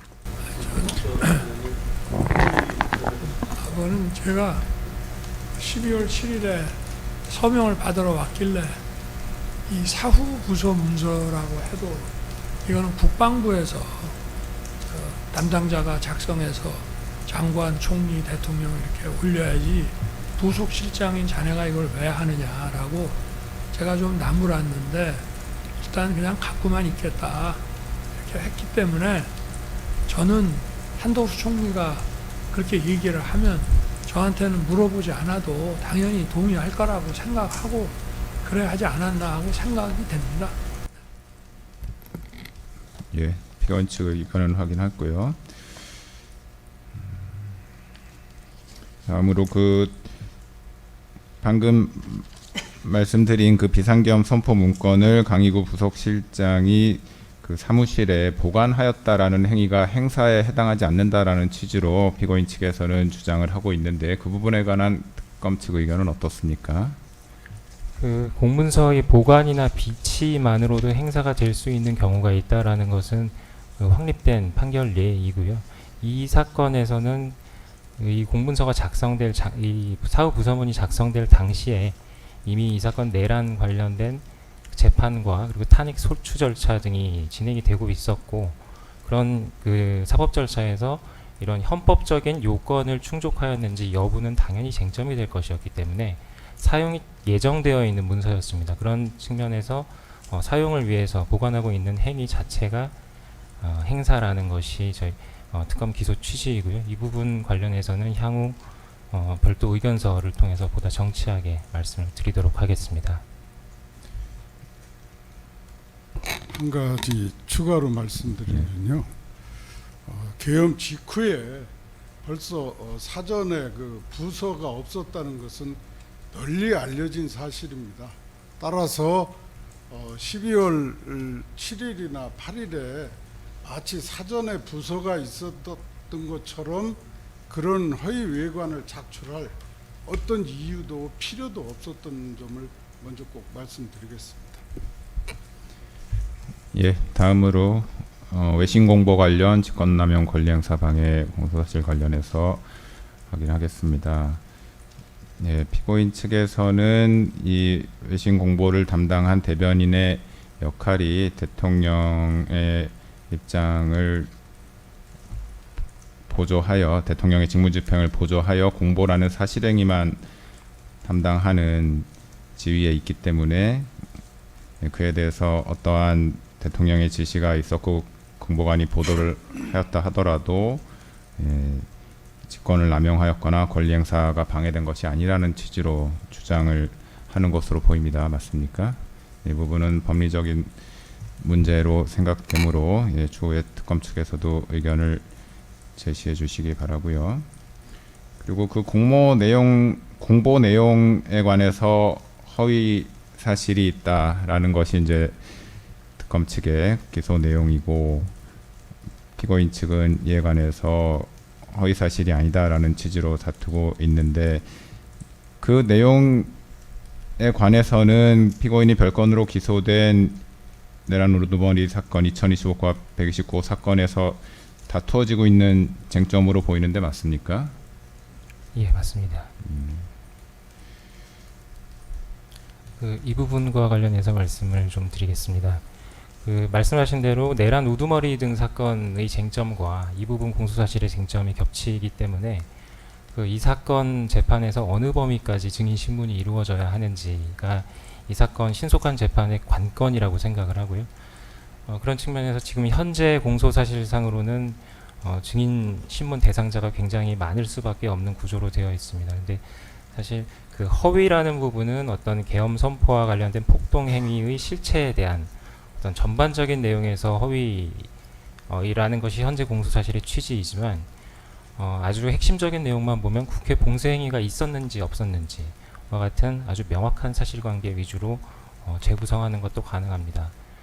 가령 국회의장이라든가 유력 정치인들이 국회 담을 넘어서 들어갔던 그 당시 상황이 국회의 봉쇄가 에 의한 것이 아니었는지 등에 관한 기본적인 사실관계만 확인하면 명확한 허위 부분이 입증이 될 수 있는 부분이라서요. 그 부분은 향후 재판 진행 상황에 따라서 특검에서 증인 수를 최소화하고 필요하면은 공소사실도 조금 더 축약하는 방식으로 신속한 재판 진행을 위해서 최대한 노력할 예정입니다. 이상입니다. 예, 재판부에서도 그 다른 사건에서 주요 쟁점으로 다루어지고 있는 부분에 관해서는 아직 피고인 측의 증거 의견을 확인하지는 않았습니다만 특검 측에서 말씀하신 것처럼 그 다른 사건의 증거조사 결과를 참고해서 그 해당 사건의 증인신문 녹취록을 증거로 제출한다든가 하는 방식으로 증거조사를 신속하게 진행할 수 있지 않을까 하는 생각을 갖고 있어서 가능하면 그런 부분들 그런 쟁점이 있는 공소 사실에 관한 입증은 입증 순서상으로 좀 나중에 하는 방향으로 그렇게 진행할까 합니다. 예, 특검에서도 같은 계획을 가지고 있습니다. 예, 피고인 측에서도 그 부분 이해를 해주시고요. 다음으로 비화폰 관련된 직권남용 범행 관련 공소사실 부분에 관해서 확인을 하겠습니다. 공소사실에는 피고인과 그 대통령 경호처 김성훈 차장 간의 그 통화 내용이 직접 인용의 형식으로 대화가 기재되어 있는데 일단 피고인 측에서는 이러한 내용의 대화가 있었다는 사실 자체는 인정하시는 건가요? 아니면 그 대화 내용 자체를 다투시는 건가요? 네, 알겠습니다. 그리고 이 부분 관련해서 피고인 측에서는 이 부분 공소사실 관련 증거가 위법 수집된 증거에 의한 것이기 때문에 공소사실이 부적법하다 이런 주장도 하고 있어서 특검 측에서는 그 부분에 관해서도 의견을 제시해 주셔야 할 것 같습니다. 다음으로 체포영장 집행 방해 관련한 공소 사실에 관해서 확인하겠습니다. 먼저 특검 측에서는 공수처에서 내란죄 피고인에 대한 내란죄를 수사하고 영장을 발부받은 것이 위법하다. 그 이유로서 이제 공수처가 내란죄에 관한 수사권이 없기 때문에 수사가 부적법하다 이런 법률적 주장을 하고 있습니다. 이에 무단에서도 특검 측의 의견 제시가 있어야 할 것으로 보이고요. 또한 체포영장, 압수수색영장을 서울 서부지방법원에서 발급받은 것도 위법하기 때문에 그 발부된 영장이 위법하고 그에 대해 영장 집행을 불응하였다 하더라도 공무집행 방해에 해당하지 않는다 이런 법리적인 주장을 하고 있습니다. 이에 관해서도 특검 측의 의견 제시가 필요할 것으로 보입니다. 재판장님, 그 부분과 관련해서는 향후 저희가 지금까지 제기됐던 그 복잡한 그 법적 쟁점들에 대해서 뭐 별도 의견서라든가 필요하면은 향후 변론 과정에서 충분히 그 주장을 할 예정인데요. 그 오늘 그 공개되는 재판이기 때문에 저희 기본적인 그 취지에 대해서는 간단히 말씀을 드리겠습니다. 특히나 오늘 말씀드렸듯이 공개되는 재판이기 때문에 좀 쉬운 말로 의견을 말씀을 드리겠습니다. 여러 가지 공수처 수사권이라든가 재판 관할권 문제 등에 대해서 구속 전 피의자 신문 그리고 구속 적부심 그리고 오늘 보석 신문에도 같은 주장이 반복될 것으로 보이는데요. 굉장히 복잡한 법리적인 공방이 이루어졌습니다. 그렇지만 실상은 굉장히 단순한 사항입니다. 가령 체포영장 집행방해 부분은 여느 법정이나 어떤 수사기관에서 쉽게 접할 수 있는 공무집행방해 형사사건입니다. 그래서 법관이 발부한 영장에 이견이 있더라도 어떤 법적 절차로 다퉈야지 물리적으로 막고 집행공무원을 폭행하면 그건 범죄입니다. 이 부분은 법리 이전의 상식이나 국민 눈높이로 판단하면 될 사안이라는 점 말씀드리고 싶고요. 만약에 이 부분이 무죄라는 주장을 한다라고 하면 지금 수사기관에서 각종 범죄 혐의 수사 과정에서 압수수색을 통상적으로 실시를 하고 있습니다.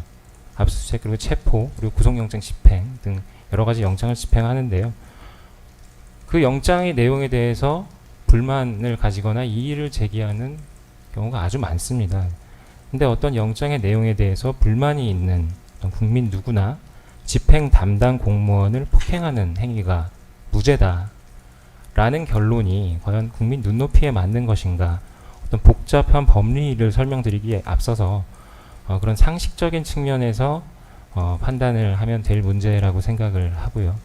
그리고 이 부분은 어떤 공수처의 수사권이라든가 영장의 그 유효성, 적법성을 따지기에 앞서 또 과연 국가기관인 경호처를 동원해서 할 수 있는 일인가, 어떤 경호 대상자의 생명, 신체에 대한 위해를 막기 위한 그런 조직, 국가기관입니다. 경호처는. 그런 경호처를 동원해서 어떤 생명, 신체에 대한 위해라고 볼 수 없는 영장의 집행은 적법한 국가 형사 사법 작용의 일환입니다. 그런 법 집행을 막는 그런 행위를 경호의 범위라고 볼 수 있는가, 그리고 경호의 범위를 넘는 행위를 경호관들에게 시킨 것은 범죄가 아닌가라는 것이 저희 특검의 기본적인 시각이고요. 이 점에 대해서는 뭐 법원에서도 각종 그 영장 관련 재판이라든가 이 사건 구속 관련된 재판 과정에서 무려 8회에 거쳐서 변호인에 의해서 동일한 주장이 있었고요. 저 서부지방법원뿐만이 아니라 이 법원, 그 중앙지방법원에서도 3회에 걸쳐서 변호인의 그와 같은 주장에 대해서 받아들이지 않는 취지로 판단한 바가 있습니다. 그래서 그 개략적인 의견을 그렇게 말씀드렸고요. 그리고 이와 관련해서 말씀드린 김에 아까 그 변호인께서 말씀하신 내용 중에 좀 특검이 볼 때는 허위다라고 보이는 부분이 있어서 말씀을 드리면, 어떤 그 55 경비단장이었나요? 그 경호 책임자의 어떤 그 동의서를 위조했다라고 주장을 하셨는데, 이 부분은 저희가 향후 증거조사 과정에서 충분히 그 사실이 그러니까 그 주장이 허위라는 점을 말씀을 드리겠지만, 그 부분은 지금 오늘 또 공개되는 재판이고 해서 사실관계 특검이 파악하고 있는 사실관계와 다르다라는 점도 우선 말씀을 드리겠습니다. 기타 상세한 법리적인 주장은 향후 의견서 등을 통해서 다시 말씀을 드리도록 하겠습니다. 이상입니다. 한 가지만 추가로 말씀드리겠습니다. 예. 그 부분에 대해서 2024년 12월 3일 비상계엄을 선포하고 그 후에 이루어진 피해자에 대한 공수처의 그 1, 2차 체포영장 집행 그리고 구속 등 일련의 수사 과정에 대한 적법 여부에 대한 판단이 25년 3월 7일 날 있었던 이 법원의 구속 취소 결정이라고 생각합니다. 그리고 그 법원의 판단은 그 일련의 과정이 적법하지 않았다는 것입니다. 그리고 그 과정을 처음부터 끝까지 지켜보고 왔던 우리 변호인들은 앞으로도 그에 대한 법원의 평가가 결코 바뀌지 않을 것이라고 확신합니다. 따라서 이 범죄 사실 역시 성립될 수 없다고 생각합니다. 재판장님 추가적으로 예. 말씀하셨으니까 저희도 동일한 시간으로 잠깐만 짧게 답변 좀 드리겠습니다. 일단 법원에서 발부된 영장이 있다면 별도의 적법적인 법원에 의한 또 법에서 정한 절차에 따라서 이의를 제기해야 하는 것이지 영장 집행 과정에서 그렇게 실질적으로 자력부재 형식으로 그렇게 해서는 안 된다라는 취지의 특검 측 주장에 대해서 잠깐만 말씀을 드리면요. 영장만 발부되면 저도 좀 이해하기 쉽게 공개된 재판이기 때문에 말씀드리겠습니다. 그 영장만 발부되면 어느 사람의 집이든 수색할 수 있다는 겁니다. 체포영장이 발부되면. 그러면은 만약에 저와 상관없는 체포영장이 기재되지도 않은 장소에서 갑자기 문을 부수고 쳐들어왔는데 어느 누가 거기서 방어를 안 하겠습니까? 그것도 용인은 해야 된다는 겁니까? 그렇게 말하는 검사님의 집에도 쳐들어가도 되겠습니까? 그러면은 법에는 절차가 있는 것이고 체포영장에 기재된 곳에서 체포를 하고 수색을 해야 됩니다. 전혀 엉뚱한 곳에서 수색을 하고 군사시설 보호구역을 침입을 하고 한 행위가 어떻게 그 적법하다고 말씀드릴 수 있겠습니까? 더군다나 해당 지역은 군사시설 보호구역입니다. 그러면은 체포영장이 발부됐다면 어느 부대든 군사보안지역이든 마음대로 들어갈 수 있다는 것이고 그 들어가는 수사기관을 막는 행위에 대해서는 모두 불법하다는 것이 특검의 논리인데 그건 말이 되지 않습니다. 이상입니다. 네, 그 변호인이 방금 말씀하신 그 부분 관련해서 확인하겠습니다. 변호인 측 주장은 그 체포 수색 영장에 기재된 번지는 대통령 거주하는 관저 건물 자체만을 말하는 것이기 때문에 그 해당 장소의 일정문에서부터 관저에 이르기까지의 통로 부분에서 수색하거나 영장을 집행한 것은 적법하지 않다 이렇게 주장하고 있는 것이 맞으신 거죠? 예, 그 부분에 관한 특검 측 의견은 어떻습니까? 어떤 형사소송법상 군사 보호시설에 대한 어떤 그 제한이 있는 그런 수색 행위는 하지 않았다라는 것이 특검 입장이고요. 뭐 체포영장 집행 대상자의 발견을 위한 어떤 체포영장이 부수된 행위가 있었던 상황이기 때문에 변호인 주장에 동의하기 어렵다라는 입장이고요. 그 부분에 대해서도 법리적인 주장을 조금 더 상세하게 별도 의견서로 제출하도록 하겠습니다.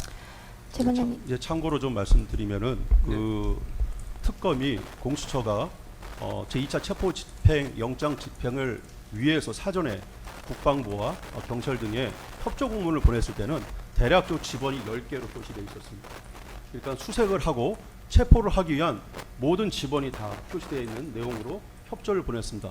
그렇지만 정작 영장 발부는 달랑 이 대통령 관저가 있는 128-24번지만 받고 나머지 지번은 전혀 발부받지도 않은 상태에서 나머지 지번에서 수색을 개시한 것입니다. 그 특검의 그 증거 목록을 추후에 제가 말씀을 드리겠는데 증거 목록에 의하더라도 그런 내용들이 상세히 기재되어 있습니다. 예. 지금까지 정리한 쟁점 관련해서 추가로 의견이 있으시면 추후에 의견서로 제출하시거나 추후 공판 기일에 진술하여 주시기 바랍니다. 예, 다음으로 증거조사 절차 진행하겠습니다. 예, 검사 측 증거 신청하십시오. 네, 증거 목록 제출하겠습니다.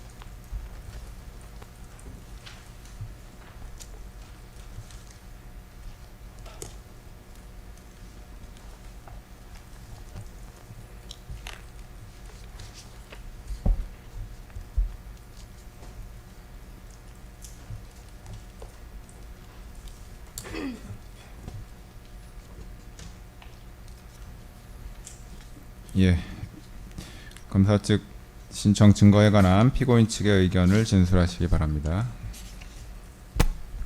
예, 재판장님, 증거에 대한 의견과 동시에 또 절차 진행에 관련돼서도 이 제출한 변호인 의견서를 간단하게 좀 진술하도록 하겠습니다. 먼저 증거 인부에 대해서 말씀을 드리겠습니다. 피고인은 다음과 같이 증거 목록 중에 일부 증거에 대해서만 의견을 좀 게시하겠습니다. 먼저 검찰 사건 번호 2025 형제 3호 사건의 증거 기록에 대해서 말씀드리겠습니다. 피고인이 날이나 피의자 신문조서와 진술서에 대해서는 동의를 하고 공동 피고인인 박홍준, 김성훈, 이광호, 김신, 이진아에 대한 피의자 신문조서에 대해서는 내용을 부인하겠습니다. 증거 순번 327번의 이광호의 진술서에 대해서는 동의하고 입증 취지는 부인하겠습니다. 그 자세한 내용은 그 제출한 의견서 각 표에 기재된 내용과 같습니다. 두 번째로 증거로 제출된 채증 영상 및 그 동영상 캡처 사진 그리고 일반 사진, 그 다음에 외부에서 군사시설 보호구역 내 시설물들에 대해서 촬영한 사진 또는 동영상 촬영 증거는 군사기지 및 군사시설 보호법 제9조 제1항 제1호 4호를 위반한 것으로 위법하게 수집된 증거로서 재판에서 증거로 사용될 수 없다는 점을 말씀드립니다. 압수물 목록 순번 1번, 20번, 증거 목록 순번 14에서 509번까지 그 내용이 해당됩니다. 그다음에 세 번째로 위법하게 수집된 증거를 제시하면서 작성된 참고인 진술조서에 대해서도 말씀드리겠습니다.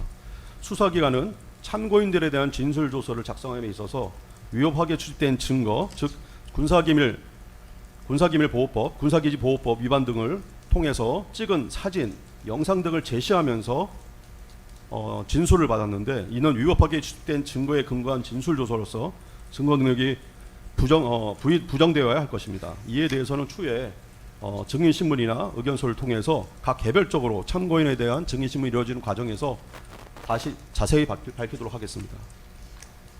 세 번째로 증거로 제출된 자료 중에서 대통령 경호처의 비아폰 통화 목록 및 비아폰 사진 촬영 등에 대한 자료는 특검의 압수물 목록에 군사기밀 상급 비밀로 기재하고 있듯이 또한 대통령 기록물에 해당되는 것이어서 적법 절차에 따른 열람 등사가 원래는 이루어져야 합니다. 그런데 경호처에서 아무런 권한 없이 이를 임의로 제출하고 수사기관은 이를 불법적으로 사본 제작해서 촬영하였습니다.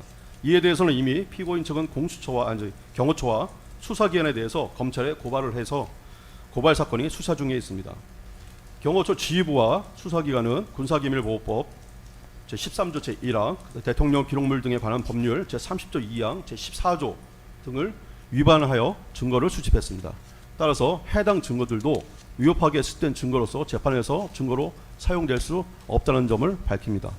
압수물 목록 31번, 39번, 40번, 41번, 42번이 이에 해당되고 증거 목록 335번 내지 337번이 이에 해당됩니다.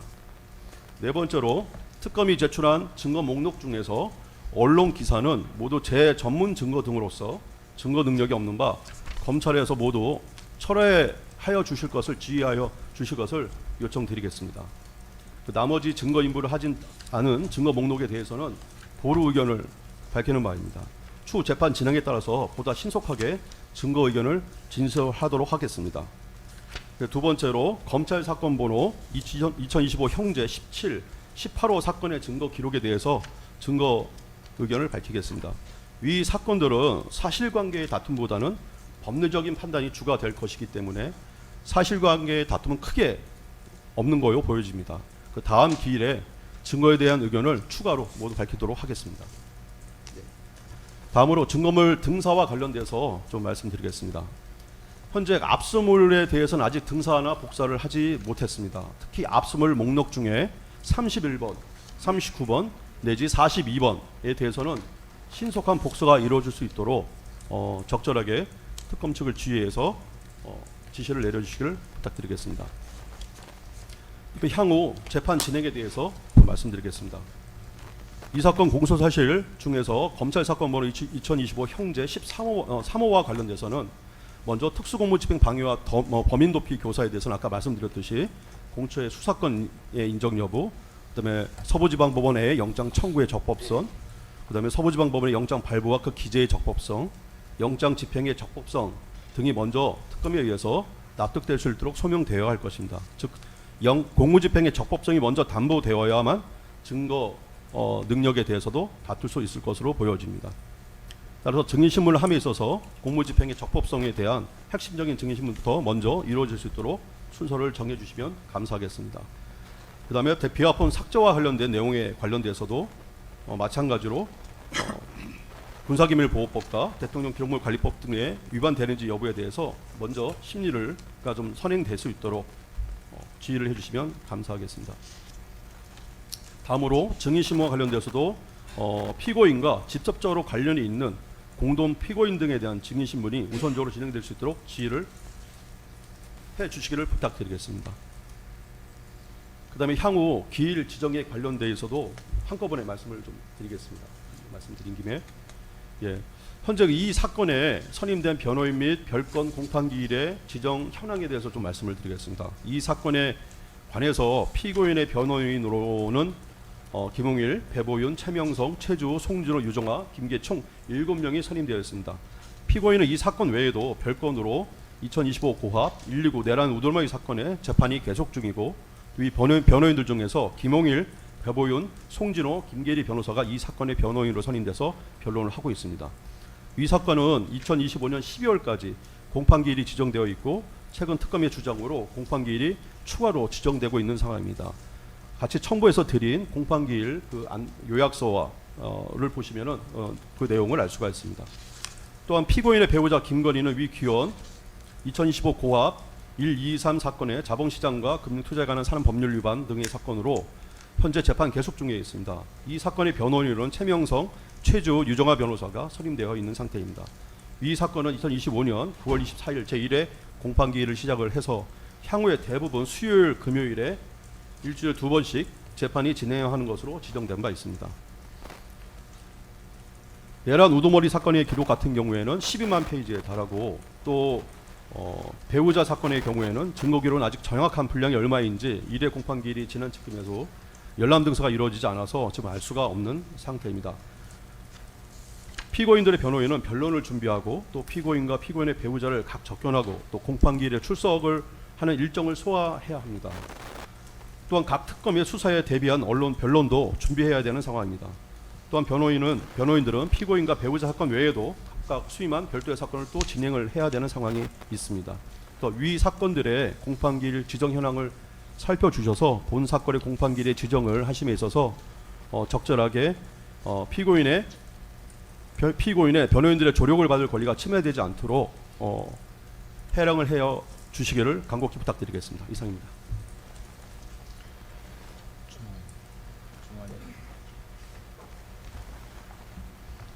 다 저한테 주셨는데 감사합니다.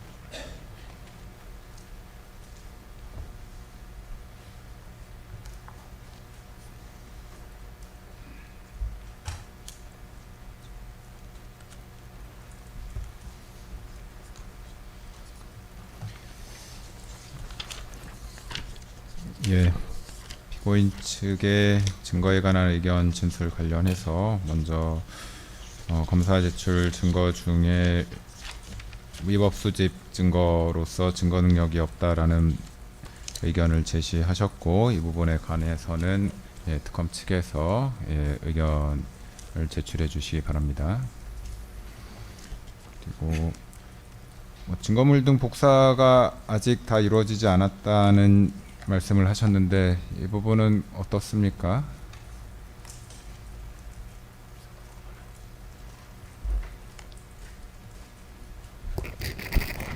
그 지금 비아폰 관련된 압수물에 대해서 지금 증사가 이루어지지 않았다라고 말씀을 하고 계신데요. 지금 저희 사건 직접 지금 현재 기소된 사건과 비아폰 통화 내역이나 통화 목록과는 직접적인 관련성이 없어서 해당 부분에 대해서는 지금 연람 증사를 진행하지 않은 것으로 지금 상태입니다. 그러니까 검사가 제출한 증거 목록에는 포함되지 않는 증거라는 말씀이신가요? 예, 그렇습니다. 예, 피고인 측 검사 제출 증거 목록엔 포함되지 않는 증거인데 뭐 필요한 이유를 말씀해 주시겠습니까? 예, 그 부분에 대해서는 추후에 다시 진술하겠습니다. 예. 일단 증거 의견에 관해서 아직 제시하지 않으신 부분도 있지만 뭐 일부 의견을 제시하신 부분이 있는데요. 이에 관해서 특검 측 앞으로 입증 계획은 어떻게 되시는지 말씀해 주십시오. 네, 앞으로 특검 입증 계획에 대해 말씀드리겠습니다. 아직 변호인께서 이제 증거 의견을 여기서 밝히셨는데 아직까지 특검 측에서는 그 증거 의견을 받아보질 못했습니다. 그래서 증거 의견 검토가 아직 지금 받아서 검토가 안 된 상황이어서 검토 후에 구체적인 입증 계획을 제출하도록 하겠습니다. 다만 신속한 재판 진행을 위해서 특별검사의 개략적인 입증 계획을 말씀드리겠습니다. 아까 재판장님께서도 언급하셨던 것과 같이 이 사건 공소사실 중에 체포방해나 비아폰 현출 방해 부분을 제외한 나머지 부분은 내란 우두머리 사건이나 한동숙 등 공범 사건 등 재판 중인 사건과 증거 관계가 상당 부분 중복이 됩니다. 따라서 체포방해와 비아폰 현출 방해 범행의 주요 증인부터 신문을 하고 사후부서 국무위원 심의권 침해, 허위 공보 관련 범행 순으로 증인 신문을 진행할 것으로 대략적인 계획을 세우고 있습니다. 이에 따라서 아직 증거 의견을 검토를 하지 못했지만 먼저 체포방해 및 비아폰 현출 방해 범행 관련 주요 증인 9명을 우선 증인 신청을 하고자 합니다. 그래서 다음 기일부터 곧바로 증인 신문이 진행될 수 있도록 해주시면 감사하겠습니다. 그리고 아까 말씀드렸던 증거 의견 말씀해 주신 부분 중에서 언론 보도 출력물의 경우 저희가 이제 그 보도 내용의 진실성을 입증하기 위한 증거 서류가 아니라 해당 일시에 특별검사가 증거로 신청한 언론 보도가 있었다는 사실을 입증하기 위한 증거물인 서면으로 독자적인 증거 가치가 있다고 판단해서 증거로 신청한 것입니다. 재전문 진술 증거가 아니니까 그 언론 보도 내용 자체의 진실성을 입증하고자 하는 것이 아니라 피고인의 범행 동기나 경과 또는 결과 사실로서 언제 그와 같은 언론 보도가 있었다는 사실을 입증하고자 하는 것이므로 그 서면 제시 및 내용 고지의 방법으로 서증 조사를 진행하려고 합니다. 그리고 아까 이제 재판 진행에 관해서도 말씀해 주셨는데 다들 잘 아시다시피 그 특검법 제11조 제1항은 특별검사가 공소 제기한 사건의 재판은 다른 재판에 우선하여 신속히 하여야 하며 그 판결의 선고는 제1심에서는 공소 제기일로부터 6개월 이내에 하여야 한다고 규정을 하고 있습니다. 과거 박근혜 이명박 전 대통령에 대한 형사재판에서도 집중심리가 진행된 것으로 알고 있고 이 사건에서도 사안의 중대성이나 증거량 등을 고려할 때 집중심리가 필요하다고 생각이 됩니다. 따라서 신속한 공판 진행을 위해서 물론 다른 별건 재판이 있지만 최소한 주 1회 이상의 집중 심리를 진행하여 주실 것을 요청을 드리고 특별검사는 이제 실체 진실 발견이나 신속한 재판 진행에 최대한 협조할 예정입니다. 이상입니다.